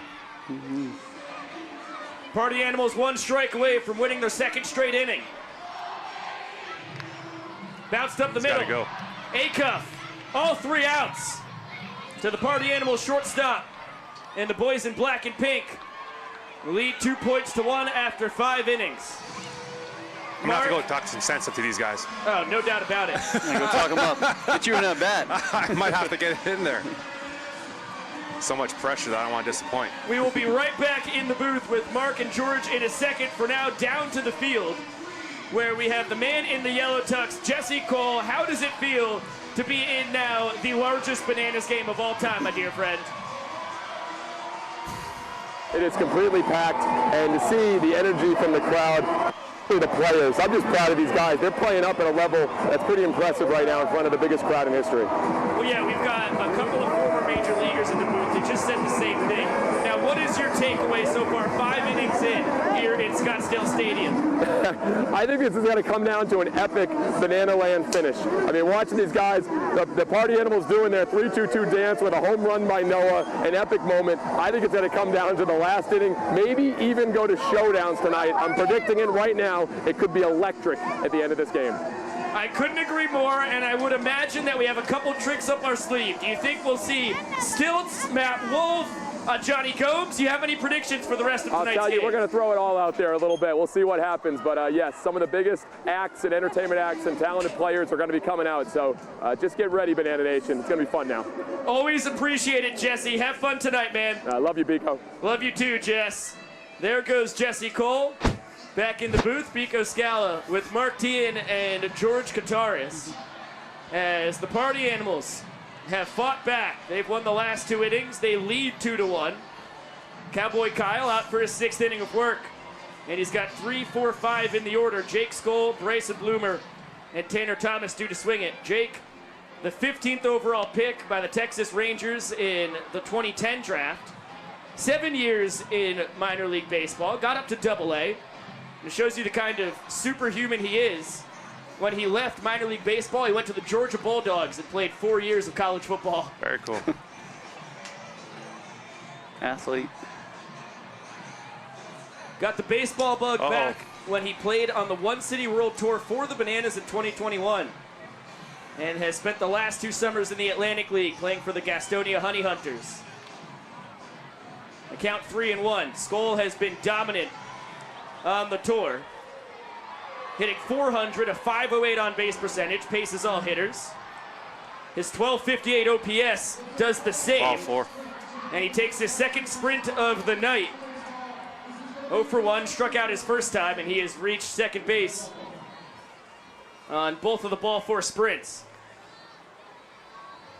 Mark, you didn't get to experience a banana ball game like George did earlier this month. What's your thought on the sprints? I like it. Add a little action to the walk. Yeah. I love it. Oh. We've got a stone cold Steve Austin. Oh, is that a beer or what? Yeah, looking like 2 beers. Bryson Bloomer does his best to smash him. And 1 for 2, make it 2 for 2. Seems like a waste of beer. Those are tall boys, too. It's not the cleanest stone cold impersonation of all time. Hopefully he punched out now. Bloomer's doused in beers, and now his... Oh, the pitcher's going to match him with the shirtless. Love it. Yeah, teammates, when they combined powers to win the Pettit Cup Championship in the CPO back in 2021. Now both shirtless. Bloomer 2 for 2 on the night. Single and a triple with a run driven in.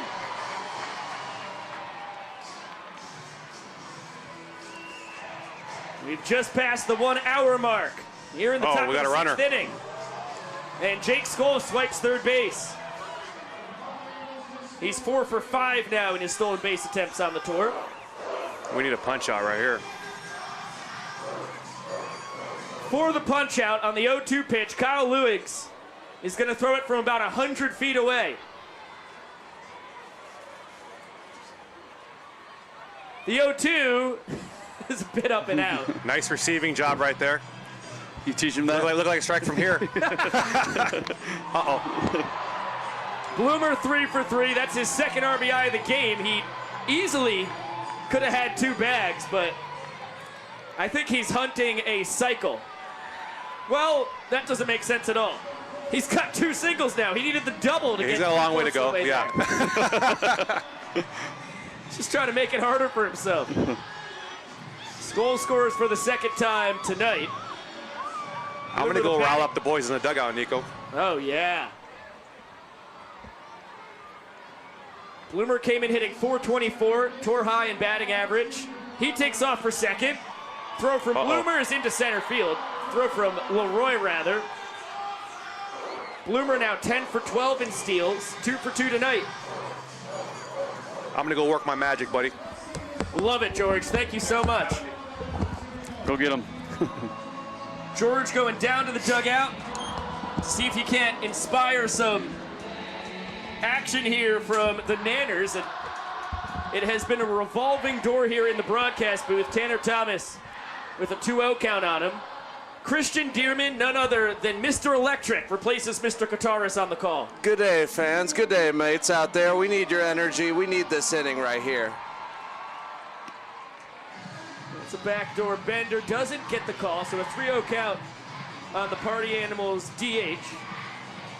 0 for 1 on the night, a strikeout and a sac fly. All right, well, the count was not correct here in the stadium, apparently. Bryson Bloomer thought it was ball 4, and he steals third. Just thinking that the throw was going around. Awkward play there, but Bloomer able to finesse an extra bag. Nanners bring the infield in. And it's lined right to where Ryan Cox was standing a pitch earlier. Classic duck fart from Tanner Thomas. Is that what he's known for? Uh-huh. Yeah. And Dearman's been on the wrong end of them a handful of times. A couple times, Biko, but, you know, I will get that guy. Listen, I will say, last year on the tour, it felt like you kind of, you know, were really troubled by Tanner. This year, you've had his number, man. Oh, you know, it's about time someone said it. Wow. Listen, I've been keeping track. Thank you. But that's just a good player out there, so I got to bring my best every time. I know that. Tanner off for second, Breland swinging on the pitch. Tinder Thomas had an excellent start. He didn't know that it was a foul ball. Randy Voss now telling him he's got to retreat back to first. Tanner 8 for 9 in stolen base attempts on the tour. Him and Breland both have 1 steal of first. They're 2 of 4 people to steal first on the tour thus far. Absolute sword from the real Smoothie King right there.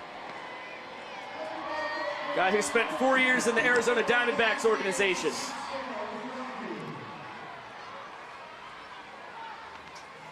Very familiar with the Phoenix area, spent a few spring trainings here. Ready for a 1-2. And that's a good check.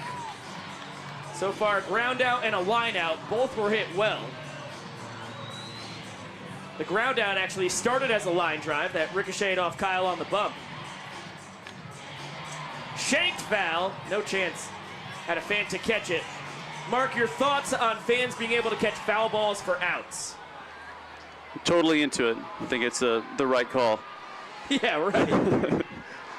So far, the Banana's the only victim of a fan catching a foul ball tonight. That's all right. We're saving our fan catch. We know it's going to come up in a big inning. Be ready out there. There's no limit on those, right? No, not any at all. inning, any time? Nope. Any inning, Love it. any time. My last start, I had 3, and I was thanking all of them. 6 nights ago in Montgomery. Mason, thanks for donating to the Bananas TV cause. Yeah, big time shout out for you, man. That one chopped to short.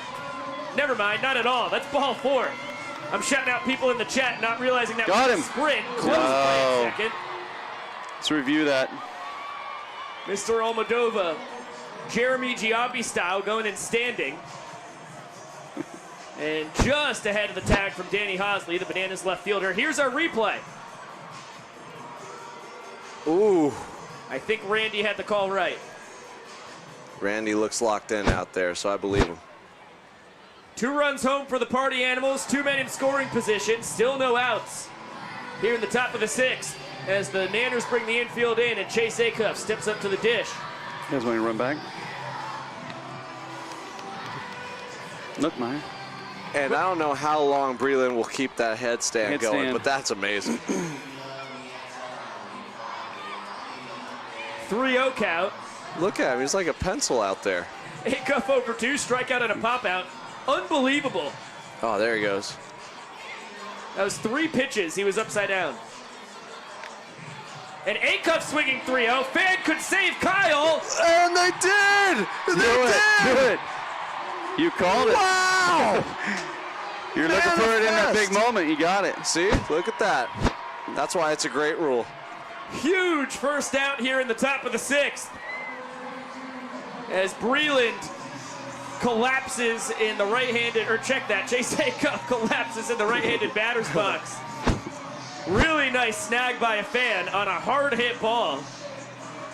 That is the danger of swinging 3-0 in banana ball.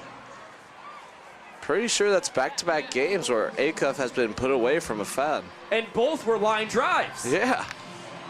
Joe Lytle drives it to center. The doctor is there. Breland tags to third. As Tanner Thomas tags from third and scores. 3rd run of the inning for the Party Animals. Lytle picks up his 6th ribeye on the tour. And now Sam Claycamp, 1 for 2 on the night with a single and a run scored. And a slow tap and foul. Okay, George, we'll set you free and let you go crazy after this, but I would like a closing statement. I would like a closing statement from you, Mark, on just what your thoughts are on banana ball here. Man, I just want more of it, honestly. All right. My kids are in love with it. First time coming and seeing it live, but they can't get enough, so the more the better. Mark Teahan, I really appreciate you coming on the broadcast with us as Kyle strikes out Sam Claycamp and gets out of the inning. Enjoy the rest of your night, man. For sure, thank you, appreciate it. Awesome. Kyle struts off the mound. We will throw it down to the young professor. Back with Christian Dearman in a second. It's time for the first ever chug and burp competition. Baselines. The object of the game is to pie every member in the team in the face. First to get back towards home plate will win it all. We've got our participants down here close to home plate. We've got everybody down at the end. And oh, by the way, the first guy, he has to pie himself in the face to start. So if my first people are ready, we're going to start this race. On your mark, get set.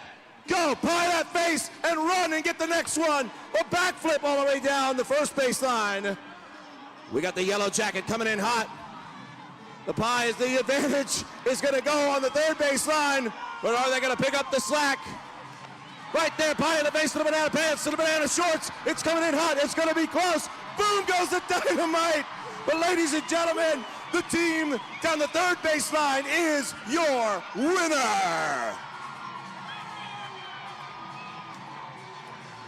Well, clearly not a chug and burp competition. That is a pie relay race, and a whole lot of fun at that. I'm happy to have been wrong. As you look at the aftermath, and now you look at Pico Scala, Mr. Electric, with quite possibly the greatest glasses I've seen in my entire life. Yes, I feel like the superhero Cyclops, where I can just go like this and zoom. That's about it. Now, Dearman, you've had a busy night so far. You come to us after a Bananalution of dance and the player dance after the second inning, which you were up there in the bottled blonde deck out there in right. Dearman, what was that experience like, buddy? My goodness, I didn't know I had it in me to take over a crowd of probably at least 5,000 people in one area. It had to have been, right? Sounded like that. It looked like 5,000. It looked like 5,000, but it was awesome. Well, everyone was so bought in. We came guns a-blazing out there. They loved the show. yeah, it was just such a great time, you know, because everyone was so bought in, and we were in sync finally. I showed them all the moves before they had me go on a table and do it. Shout out to everyone that's working out there in bottle blowing. Michael D with a 2-2 count on him still. We caught a little bit of it on the broadcast. It was really a beautiful sight to see, man. Oh, man. It was. I felt the energy. I was shooketh to see fans all in unison during the player dance. I mean, that was really quite a sight.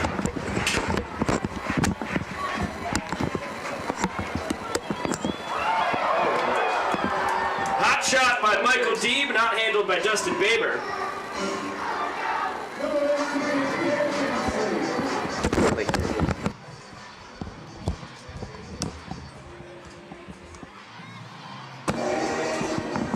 Mic check, 1, 2, fans. How am I sounding now? We'll switch up on the headset. Alrighty. Sounding very electric now. Here we go. Thank you, Chad. Good. Chad Reese, coordinating producer, Bananas TV, to come in, battle some technical difficulties. Oh! Ripped down the line by the Swiss Army knife. Danny Hosley, with a barrel to left, he'll pick up 2 bags. Oh yeah, and just like that, the Nanners are in business.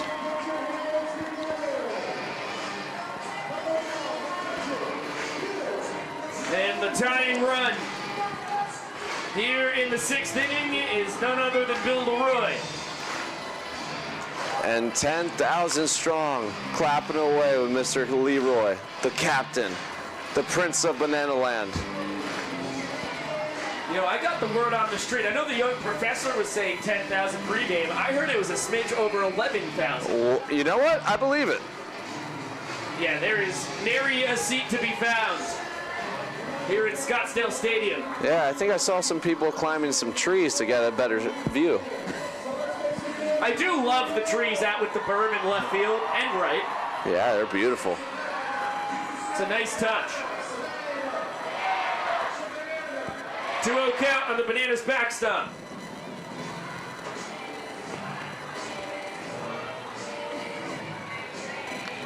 And he drives it to left center. Reese Hampton's got a beat on it. Nice running snag. Danny Hosley retreats back to second before tagging up as Michael Deeb scores.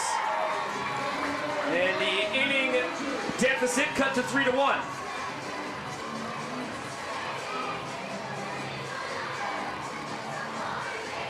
Piece of hitting by Bill. Picks up his 7th RBI on the tour. As Deeb scores for the 7th time. And now Noah Bridges, an inside the park inning walk-off homer his last time up. And the victim of the nasty changeup from Garrett Delano.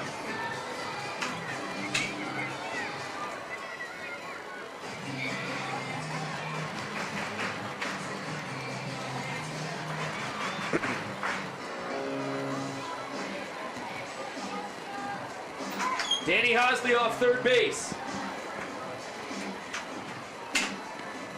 Wow. Yeah. Wow. That was one slippery lizard, I gotta say. Another nasty bender. Delano mixes a curveball and changeup in with his 4-seam and 2-seam fastball. Work a cutter as well, as that ball is off of Noah Bridges' elbow. Luckily the guard was there, so not a lot of pain, and now the inning tying run at first. The inning winning run in the box as Delano tries to argue that Noah Bridges may have been hit by a strike there.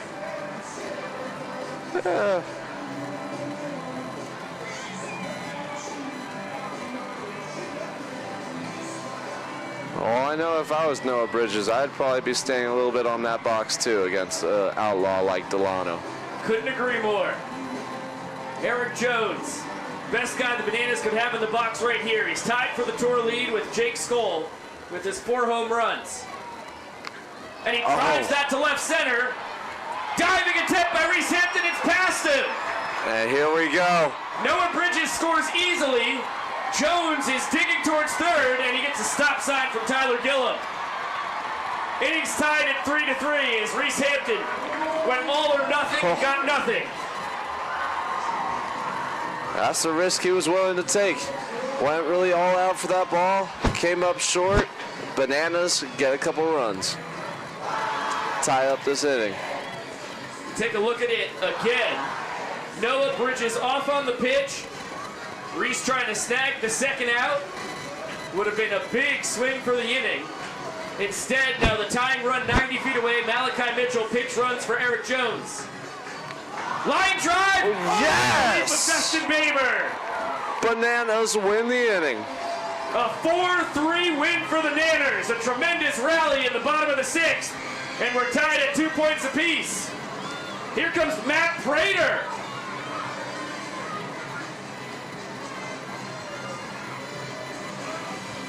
Booyah!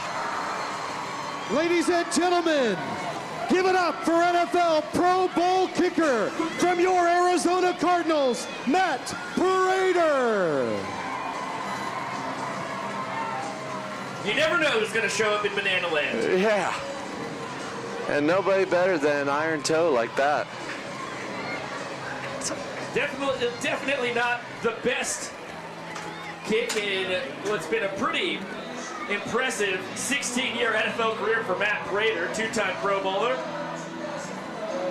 As it looks like the rodeo barrel for Matt Wolf is being rolled out onto the mound.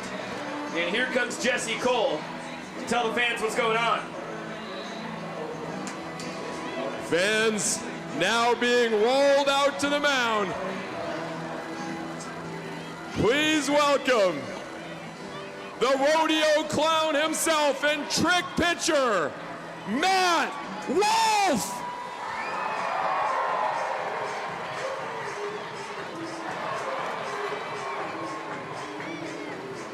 An electric first pitch from Matt Wolf. As you take a look at what he's done on the tour thus far, averaging 3 minutes and 12 seconds an inning. That is the fastest out of all 19 pitchers who are eligible for it. And I mean, can you blame those stats? When you got some wicked stuff like Matt Wolf does, whew, hard to hit.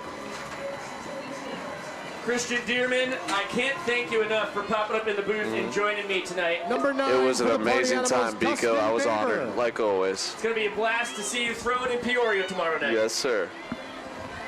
As Mr. Dearman steps off, we're blessed to be joined by Edwin Jackson on the mic. How you doing, big dog? What's going on? How you doing? Pleasure to be here.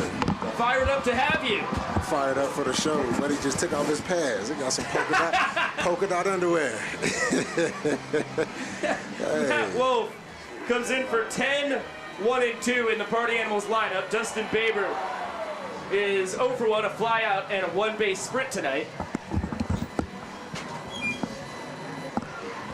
And why have one former major leaguer in the booth when you could have two? With Edwin Jackson, now Dustin Pedroia. Yeah, how's it going? PD. Fired up to have the two of you up here. Now, two illustrious careers in very different fashions.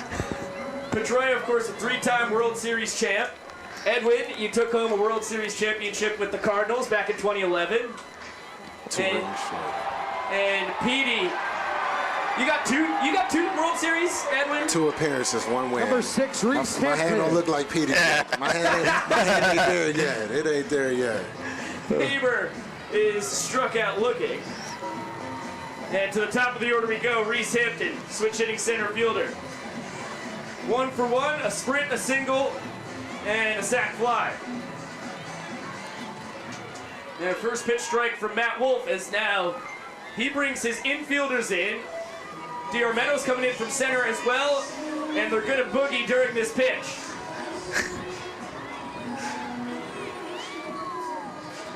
Good looking dance. Cartwheel. Oh. And just a little low. I might have hit somebody in the head. Yeah, right? I might have hit somebody in the head.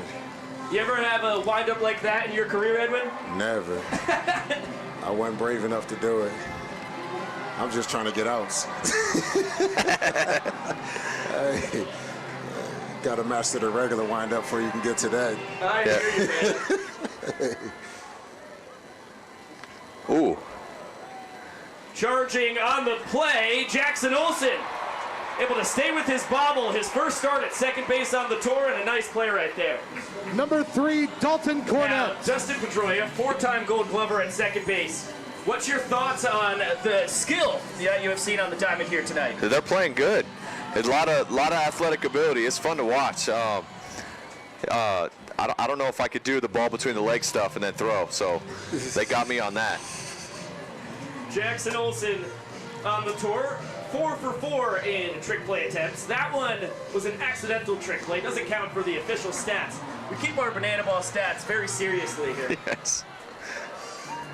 Dalton Cornett, the catcher, 0 for 3 tonight. 3 ground outs. Ball driven to center. D.R. Meadows bearing in on it. Diving attempt comes up short. Cornett digging for 2. The throw from Hosley is offline. And a throw to first. Feet first slide. Back just in time, according to Randy Number 1, Moss. Jake Skoll. Matt Wolf in the right place at the right time there. He was an infielder across his 4-year college career. 3 different schools. JUCO Bandit. And now Jake Skoll, the former first-round draft pick back in 2010. 5 years in the Texas Rangers organization, 2 with the New York Yankees. As Mike Vivace's pinch runs for Dalton Cornett at first so that he can go get the gear on. Skoll pops it into shallow right center. And it's dropped by Jackson Olsen. Vava is going to stay at third as Skoll takes the vacated second base. Number 8, Bryson Bloomer. Rare E4. Jackson's 5th error on the tour.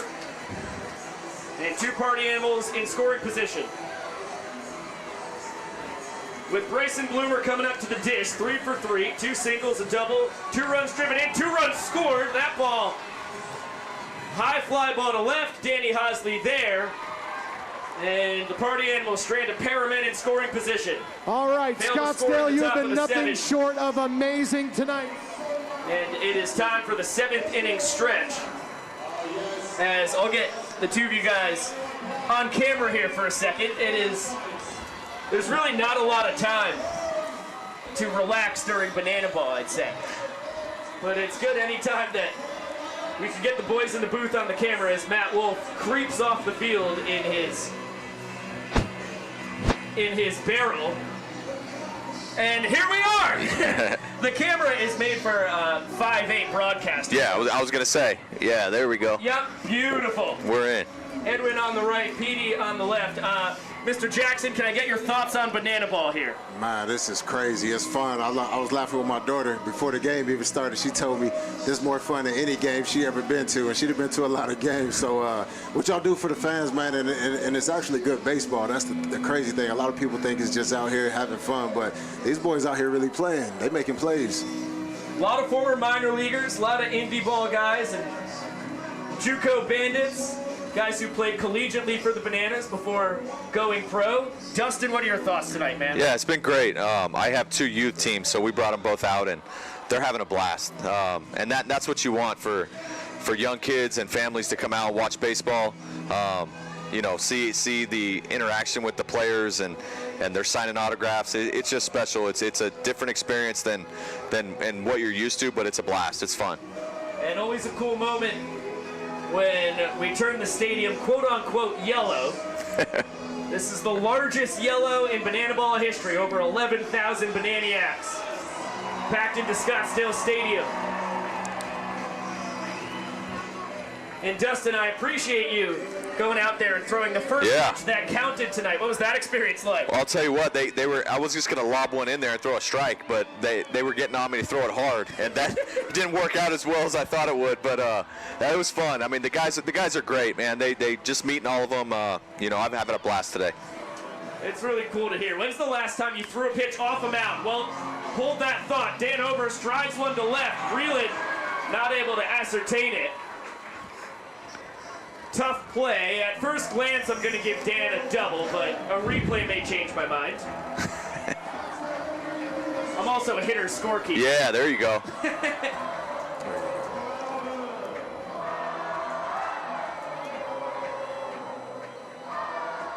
your career batting average certainly would have been above 300 if I was scoring all the games. Yep, absolutely. Instead of 299, which is still unbelievably impressive across 14 years of Major League Baseball.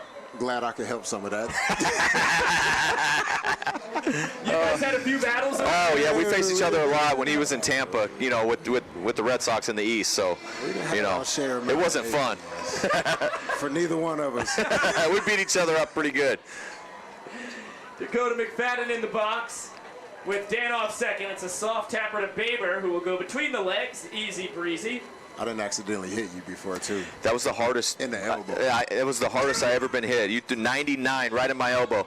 That's the reason why I wore an elbow guard after that. He smoked me. Bad, it was an accident. Yeah, he got me. You may be one of the few people I felt bad for. Look at Johnny. Yeah. Johnny's up. J5. Yeah. God. A former teammate of both you guys. Yes. Johnny Gomes. What you got, J5? Represent for the old guys. Johnny had a terrific MLB career. He's starting to form a pretty illustrious Bananas career. He's got the inning-winning run 90 feet away at third. Ooh. And Garrett Delano gets a fastball at the knees. I gave the arsenal a little earlier on, but he's low to mid-90s. 2-seam, 4-seam cutter. That probably looked like 105 to Johnny, didn't Right? it? Yep. Yeah. He works a curveball and changeup into boot. He gonna drop down right here. Yeah. Delano's been the best pitcher on the tour. 2.1 ERA coming into the night. And a cut and a miss. Johnny tried his best, but that is some overpowering stuff.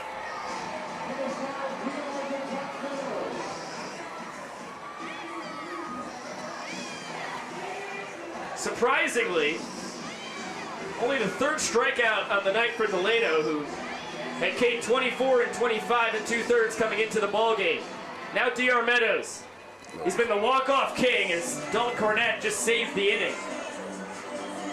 Little cutter right there.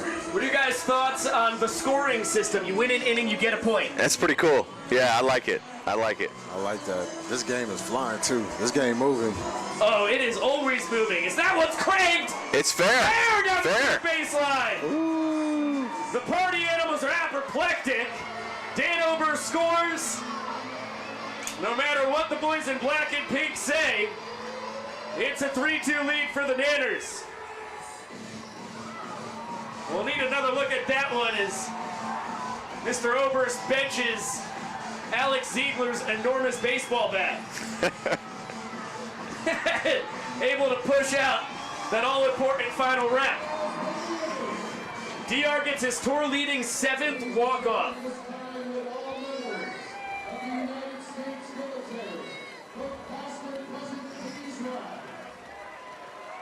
Now, Edwin, 17 years in Major League Baseball, across 14 teams.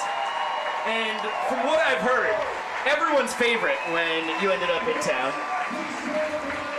Man. What's it like being here in the middle of 11,000 fans here getting riled up for Banana Ball? Man, that's amazing, man. It make me want to go throw on a jersey and jump out there, see if I can get an out or two.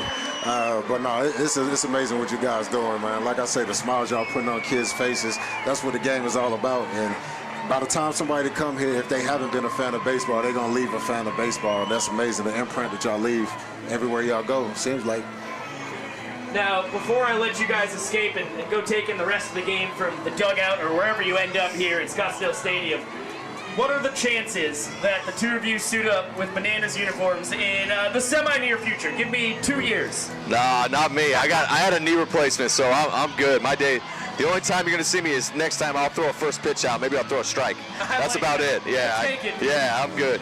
That could be 50-50. Yeah, there you go. You still got a little yeah, bit he still can throw hard. It's the kids. I see what they want me to do. Yeah. What they want me to do, but I may be 50-50. I just need I need like a month and a half heads up. Get ready. Going. Would you guys like to see your dad out on the mound as a banana?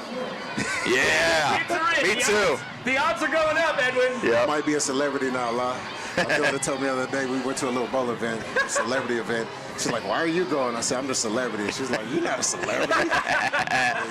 lie. If I get on the bananas, I may be a celebrity now. You're a celebrity in the baseball world, and you I love certainly it. will become one in That's Banana good. Land. Yes. That's a fact. Yes. Edwin Jackson, Dustin Pedroia, I Thanks, can't man. thank you guys enough for coming up. Appreciate it. No, it was a pleasure. Right on. Thank you. Hey, Thanks, man. You guys have fun the rest of the Right day. on. Yeah. Have a good one. There goes Petey and Edwin. And shout out the kids, because that's what it's all about. And they just got us a new banana. I can feel it. There go the guys. Edwin Jackson will suit up in a Bananas uniform within the next 365 days. Calling my shot. You've witnessed it here first. Jared Donaldson, the new man on the mound. He's made a handful of starts for the Bananas. And has also come into relief a handful of times now. He gets 5, 6, 7 in the Party Animals lineup. Tanner Thomas, Breland Almodovar, and Chase Acuff. Tanner 1 for 2 on the day, 2 RBIs, a single and a run scored.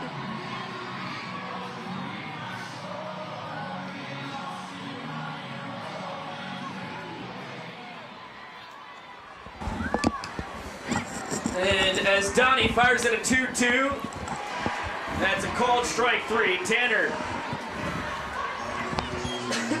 not at all a fan of the call. I've got remnants of the jalapeno I ate on the broadcast coming back to bite me here.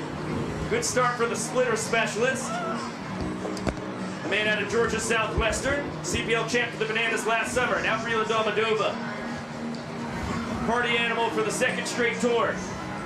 0 for 2 on the night. Line out, ground out, and a 2-base sprint.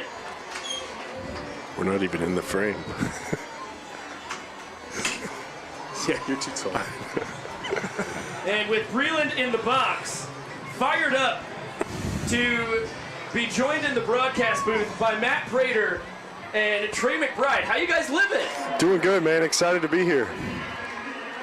Really good stuff. Now, obviously, I've got to start with you, Matt. You got to be a part of a Bananas scoring celebration, and it was really a sight to behold as Breland chops it to short. 360, Ryan Cox in time to first base. Snazzy play by the Bananas shortstop. I would wager, though, across your 16-year NFL career, not the best kick you've ever had. No, I put it as a bottom 3 all time. It's not very good. Everything was awesome. The build-up, the anticipation, the excitement, everything was great until the kick. But all good. It was fun. Well, we appreciate you coming out and having fun. The good thing is there was no uprights to go through, so really anywhere in fair territory was fair game. Mm-hmm. Yeah, as long as it didn't go backwards, I think we're okay. Yeah. Now Dakota Stilts Albritton takes over on the bump. This is the tallest man in the history of America's pastime and our new version of it.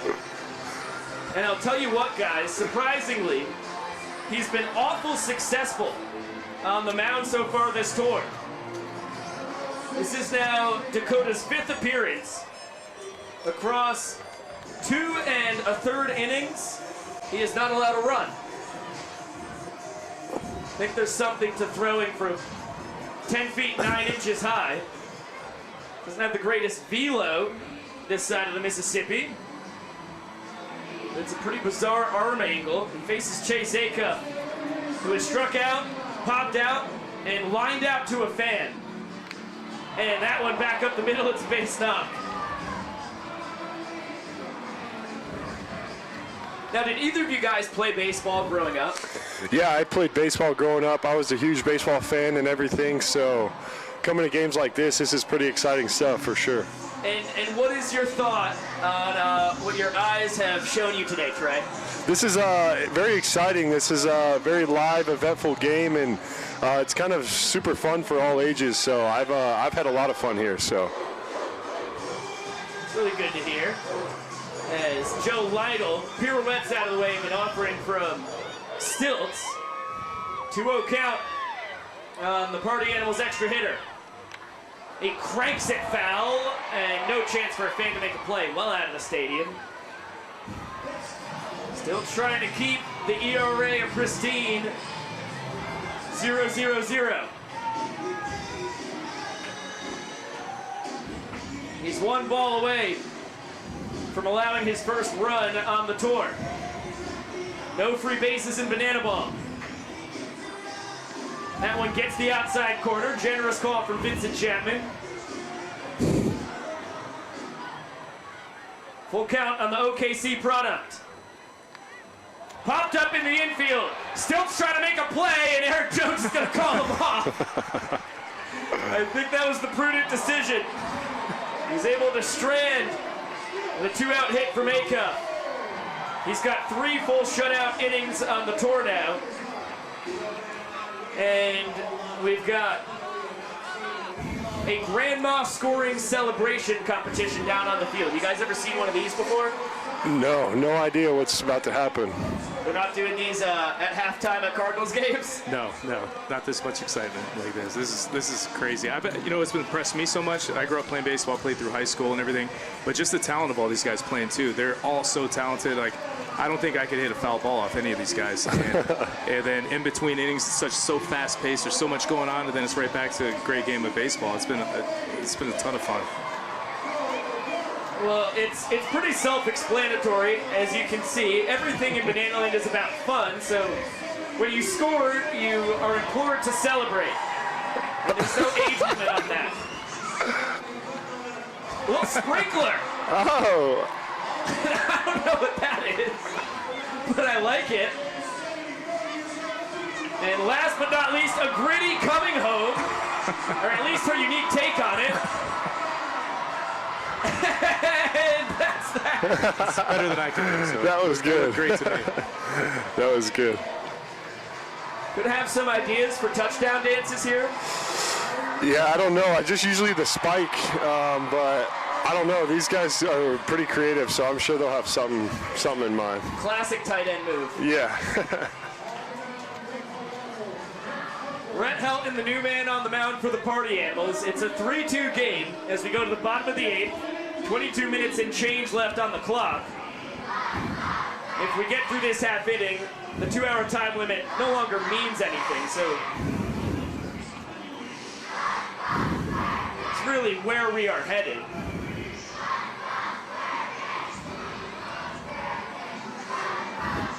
I'll tell you what, Matt and Trey, I can't thank you guys enough for coming up and goof around on the broadcast here. I appreciate you enjoying our new national pastime of banana ball and having some fun with us. Yeah, absolutely. Thank you so much for having us. This is awesome. Thank you so much. This is awesome. And hopefully next year you guys are back and I can come out and redeem myself. Yeah, of course. We'll have another kick. And Trey, if you're interested, I'm sure there's an at-bat. Yeah, absolutely. That would be fun, yeah. All right, we'll have to make it happen. Phoenix, Scottsdale, it's been a really cool experience. So I would wager we shall return. Yes, absolutely. Thank you. Trey and Matt, thank you guys again. Thank you. There go the pair of Arizona Cardinals.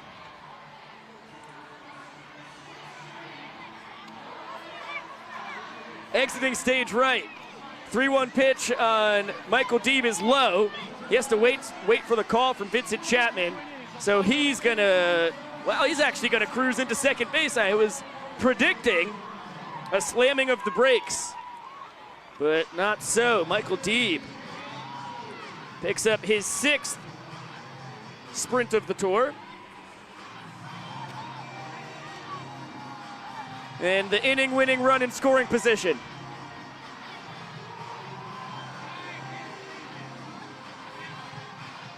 Now Danny Hosley, 1 for 2 on the night, double and a run scored, popped out his first time.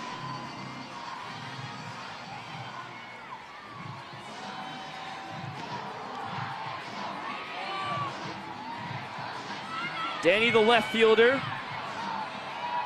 I would wager we'll see him in the next half inning as that one lined to short. Chase Acuff makes the snag, bobbles it, but barehands the ball out of the air. And Michael Deeb thinking about tearing towards third base and home plate after it.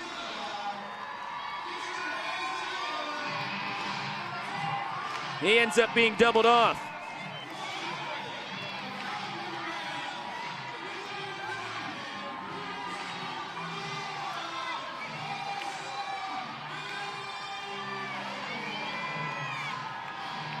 Bill Leroy does what he does best, introduces himself coming up to home plate. He comes from the crowd. He now represents the inning-winning run. Anders catcher, line out to short, and a sac fly on the evening. Both well struck. First pitch swinging, skies it to right center. Reese Hampton moseying under it, there to make the snag.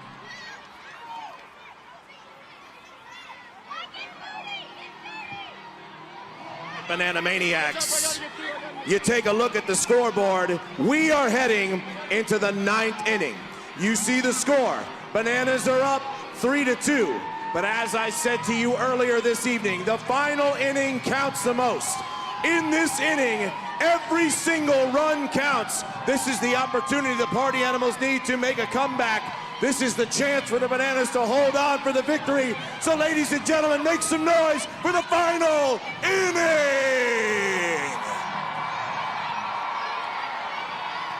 You heard it from the young professor. Every run counts as a point in the 9th. We get there with well over 18 minutes to spare. Remember, that clock doesn't matter at all anymore. If the Party Animals end up tying this game and the Bananas can't walk it off in the bottom of the 9th, we will go to tiebreaker showdowns. But for now, Danny Hosley, as I prophesized, has taken the mound with the young Nanners fans going wild. You heard Josh talk about it earlier tonight. Danny was the showman of the night Saturday evening in Montgomery 6 nights ago. And it was his 5th straight appearance facing the minimum, only 3 Party Animals. He has become the only answer for Tyler Gillum and Adam Virant when you ask him, who do you want pitching in the 9th?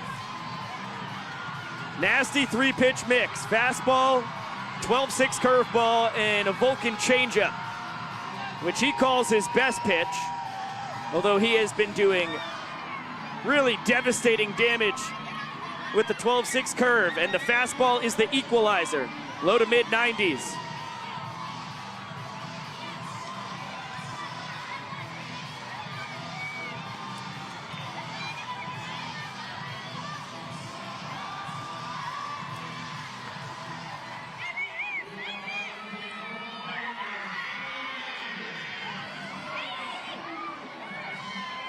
Sammy Claycamp, player coach for the Party Animals, alongside his partner in crime, Mike Vivacis. Both of them getting a lot more playing time with Jason Swan on the IL. Should be back in a week or two.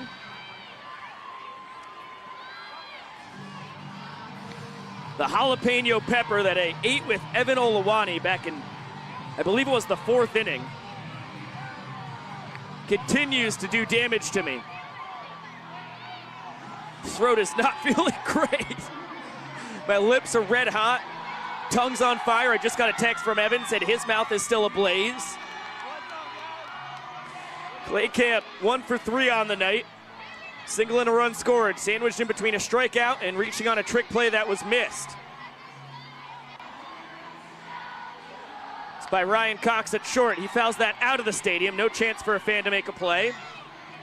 We've had 2 foul balls caught by fans tonight, 1 for each side. Ryan Cox was retired in the 1st inning. Chase Acuff was retired in the 6th. Both shortstops the victims. Payoff pitch coming here to Slammin' Sammy. Cut and a miss. Fastball, possibly a bit up and in. And Claycamp, victim number 1 of Danny Hosley, who picks up his 23rd strikeout in his 16th inning pitched.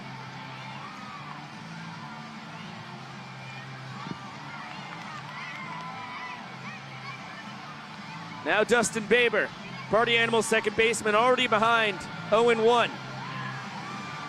0 for 2, strikeout, flyout, and a sprint.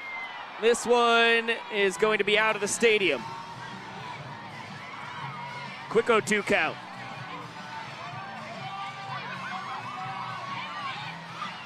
Crazy thing about Danny Hosley is he really made his proverbial bacon in college as a position player, which we've seen him be an excellent utility man for the Nanners as well, but didn't do an enormous amount of pitching until he got to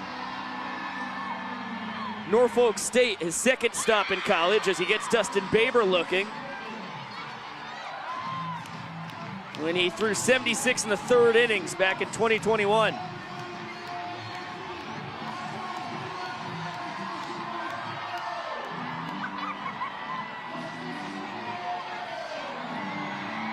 Reese Hampton is the last chance for the Party Animals. The center fielder, 1 for 2 on the night. Sac fly, a sprint.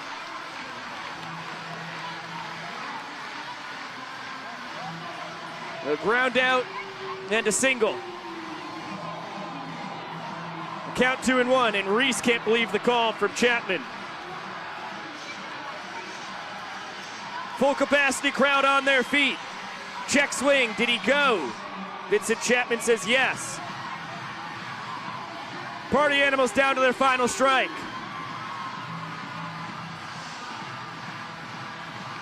Fastball misses up and out.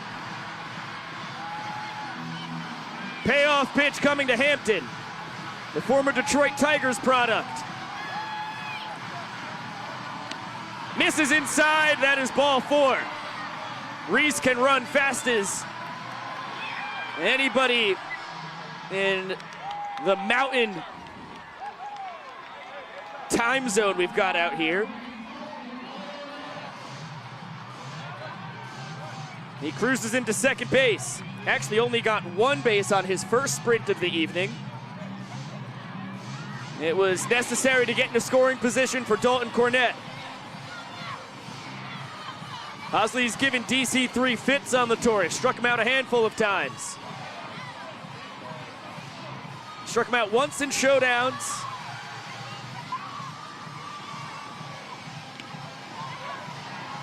And once in a game, he's one of the 2 strikeouts that Dalton Cornett has had compared to 11 ball 4 sprints. He smokes it into right. Hampton coming around third. Noah Bridges throw home. Cut off by Dan Oberst. And the Party Animals tie the game. 3 points each.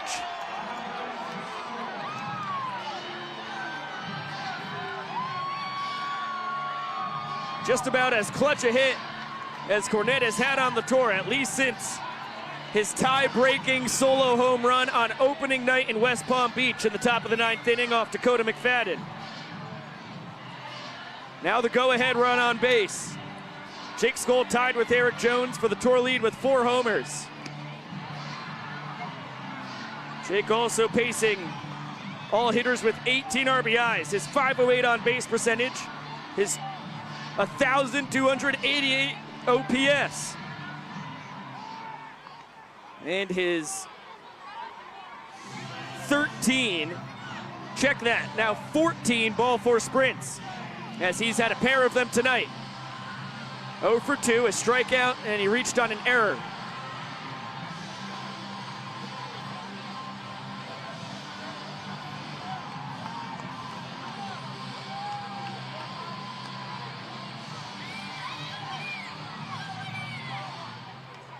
Cornett was thrown out in his only attempt at stealing a bag on the tour. Skoll out in front of that one.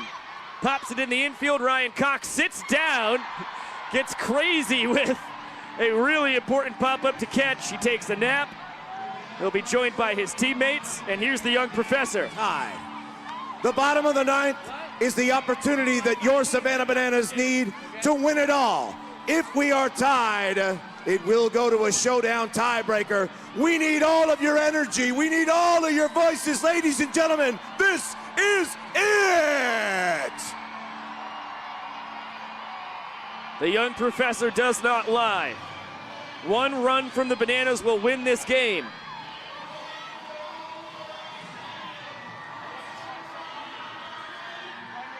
Jesse Cole whipping up a wave.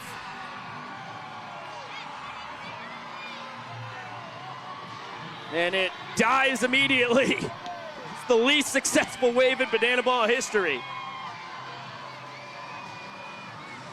At least I think he was trying to get a wave going. I don't want to speak out of turn here. I'm gonna wager that maybe there was a different plan in place. Felt like a wave was on the horizon. Just a ripple. Brett Helton back out on the bump as you take a look at a full capacity Scottsdale Stadium. Over 11,000 fans on hand for the largest banana ball game of all time. It usurps the game on last year's tour in Rickwood Field, the oldest ballpark still in operation in the country. We will return to Birmingham and Rickwood on this year's tour.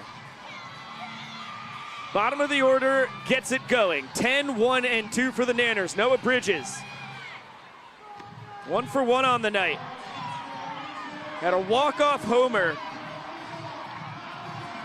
inside the Parker in the third on the 3-2-2 pitch.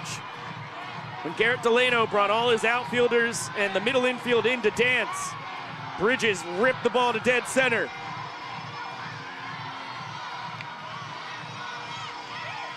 And a good fight there as he's behind 1 and 2.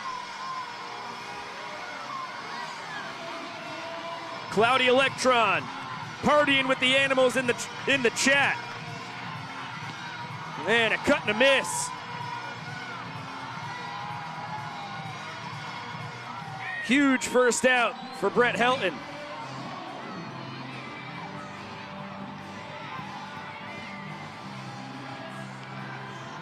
Brett was a 9th round draft pick by the Pittsburgh Pirates back in 2015. Out of the University of Utah up in Salt Lake City. 4-pitch mix, fastball, low to mid-90s. Averages about 92, 93. Works a cutter, mid to high 80s, changeup, low 80s, curveball, high 70s. Eric Jones at the top of the order. 1 for 3 on the night. RBI triple in the 6th, a couple of ground outs before that. And he lines it over the leap of Chase Acuff. The inning-winning run is aboard.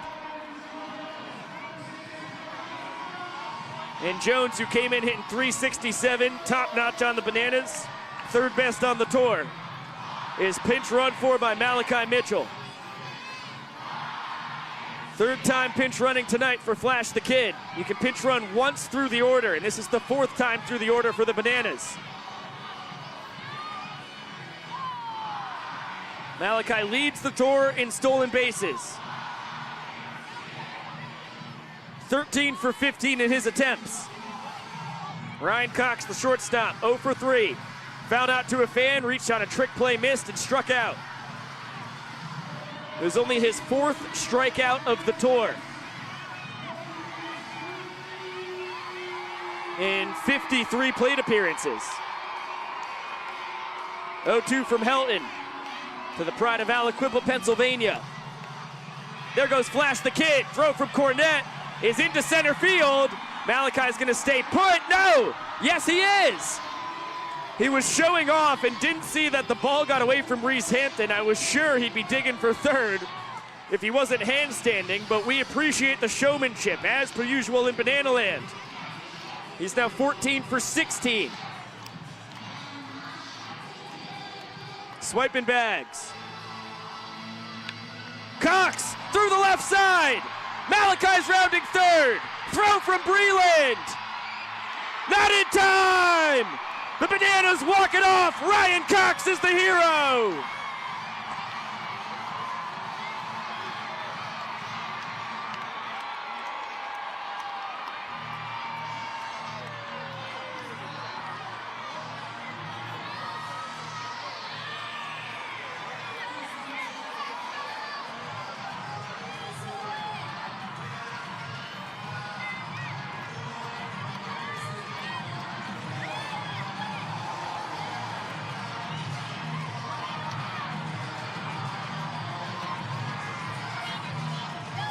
Giants with a walk-off in the bottom of the ninth. Let's hear it for your Savannah Bananas!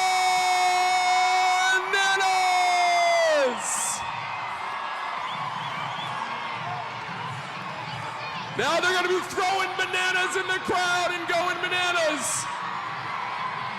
You guys were absolutely electric tonight. There's bananas coming in hot.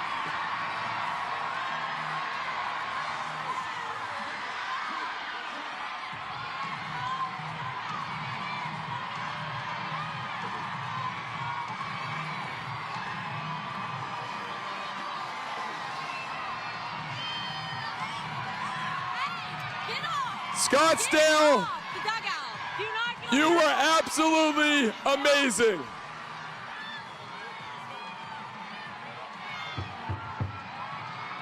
For the largest crowd in Bananas history, give yourselves a round of applause. You guys were absolutely electric. Now all the players, the Bananas, the party animals, the cast, we're all going out in front of the stadium to thank you guys and have fun at our Plaza party. We'll see you outside. Thank you, Banana Nation.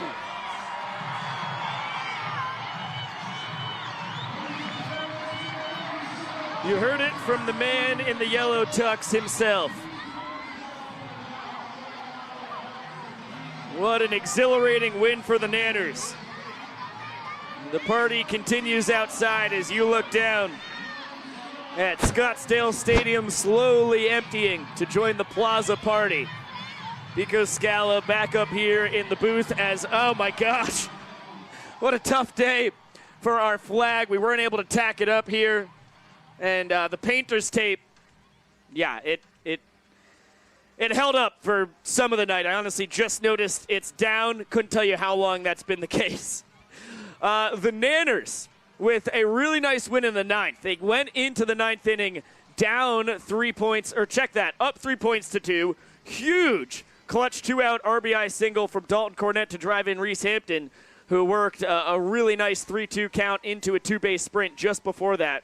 Nice 2-out rally from the party animals. They push it to 3-3, but then it is all Eric Jones really starting things up in the bottom of the ninth with one down. He gets the single. Malachi Mitchell, the most deadly weapon in Banana Ball, pinch runs for the third time on the night. Steals second base immediately. He's 14 for 16 in stolen base attempts. And then Ryan Cox does what Ryan Cox does best. I'd explained during the at-bat that he'd only struck out 4 times in 53 trips to the plate, and he puts the bat on the ball. I mean, that's what he does. Bill Leroy and Dalton Cornett are the only 2 guys on the tour who strike out at a lower rate than Coxie, and he hit it where they ain't, right through the 6-hole, and a big win for the Nanners. They are now 7-8-1.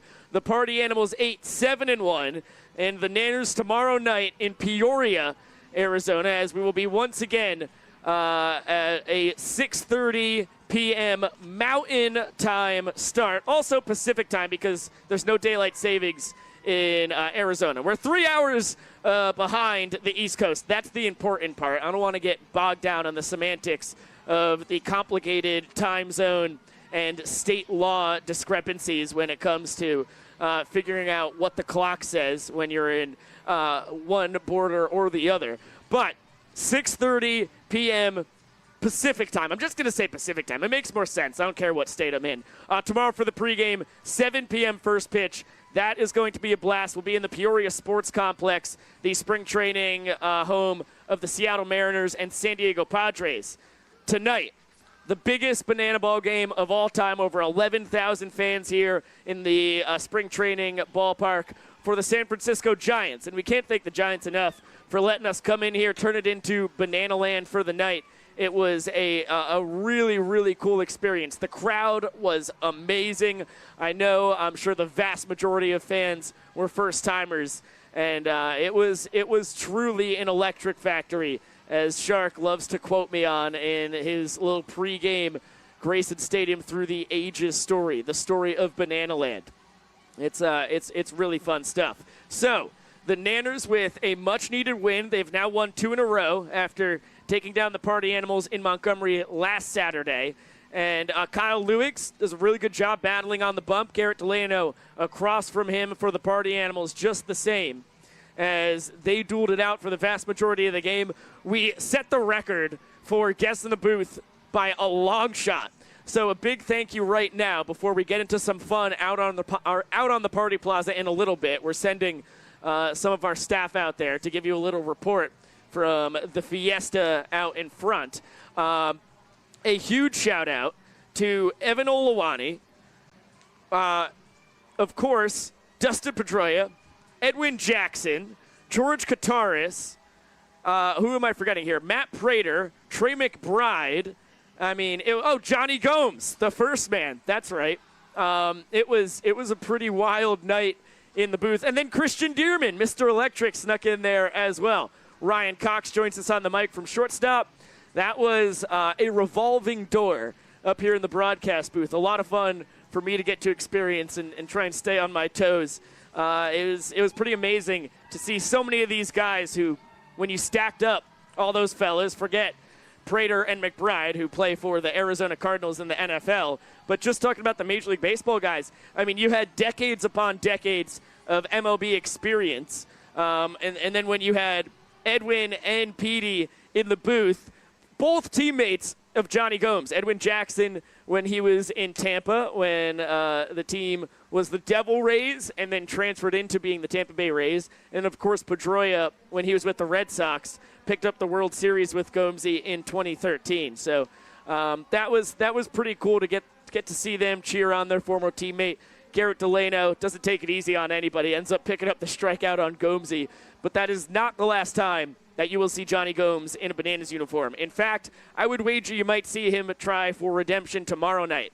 I know there's a couple more aces up the Nanners' proverbial sleeves. There is going to be a former Cy Young Award winner pitching for the Nanners tomorrow night, making his Banana Land debut. So that's a little tease for what's going to happen in Peoria. I know it's going to be quite a process for all of us here in Scottsdale Stadium to pack everything up, bring it over to Peoria, unload it tomorrow. It is going to be a long day, just a couple days after shaking off the jet lag, as the vast majority of us journeyed from Savannah to Atlanta and then over here to, goodbye, young fan, and then over here to Phoenix just yesterday. Mind-boggling experience. I can't say enough while we wait for Caitlin Scott out on the Party Plaza. I can't say enough good things about Scottsdale. And this is not an ad. This is just a guy who grew up in New York, has experienced like the magic of Savannah and Florida, and always felt like I was kind of in a beautiful tropical wonderland when I got to see palm trees and this and that. But now I've lived in Savannah for 3+ years, and it's kind of felt a lot more like home and less like a vacation destination. And Arizona, I was just mind-boggled on the whole flight here. Going over New Mexico, take a look out at the Sonoran Desert. I'm going to go absolutely buck wild on a little desert trip, maybe a little hike of Camelback Mountain on Sunday. I've heard it's about 3 hours up and down, and the view is to die for, so really fired up for that.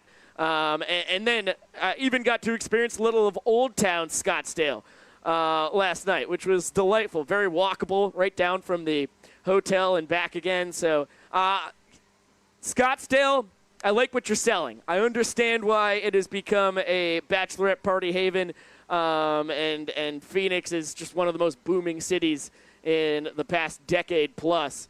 But I like the rocks. I'm excited to see some more cacti and maybe a plethora of cactuses. I think cacti was the correct way to say it. I know they've got over 300 species out there in the Sonoran, so I'm jazzed up for that. Okay, bear with me for a second as I grab my notes here, because I had just gotten word from the voice in my head that we have no Caitlin out on the Party Plaza. So you shall be denied that right to see it tonight, and hopefully we'll get a glimpse at it outside of the Peoria Sports Complex on the morrow. Okay, to shout out our entire cast and crew tonight, back in Savannah. First of all, let's close this broadcast down lickety-split here, because this game started The pregame started at 9:30 p.m. First pitch was at 7 p.m. Eastern time for all of our dutiful workers in Grayson Stadium. So you guys get the shout-outs first tonight. Our technical director, the straw that stirs the drink, really the man with the plan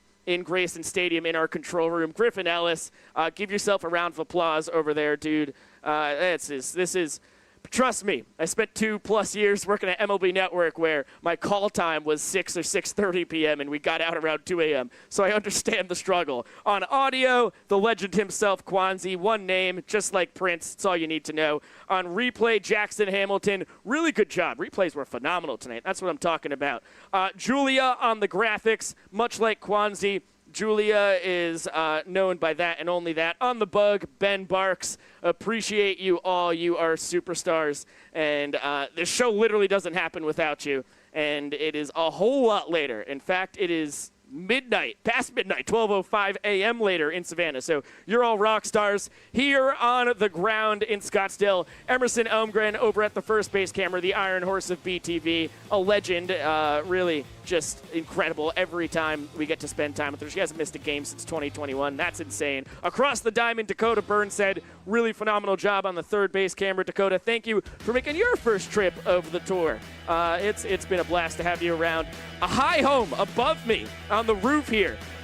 Clayton Franklin, you are tremendous, my dear friend, the best high home guy in the business. And then out on the outfield cam, making her Bananas TV debut, Jola DeWitt. Jola, I mean, come on. Just absolutely slaughtering the center field camera. Perfect all night long. That's what I'm talking about. Really, really good stuff. And then on the fan cam tonight, a combination of Ricky and Spencer. You got that report from Spencer Gustafson earlier tonight. It's so cool to get to be just down in the crowd and really experiencing this through the eyes of the fans. And it doesn't happen close to as well if not for that fan cam.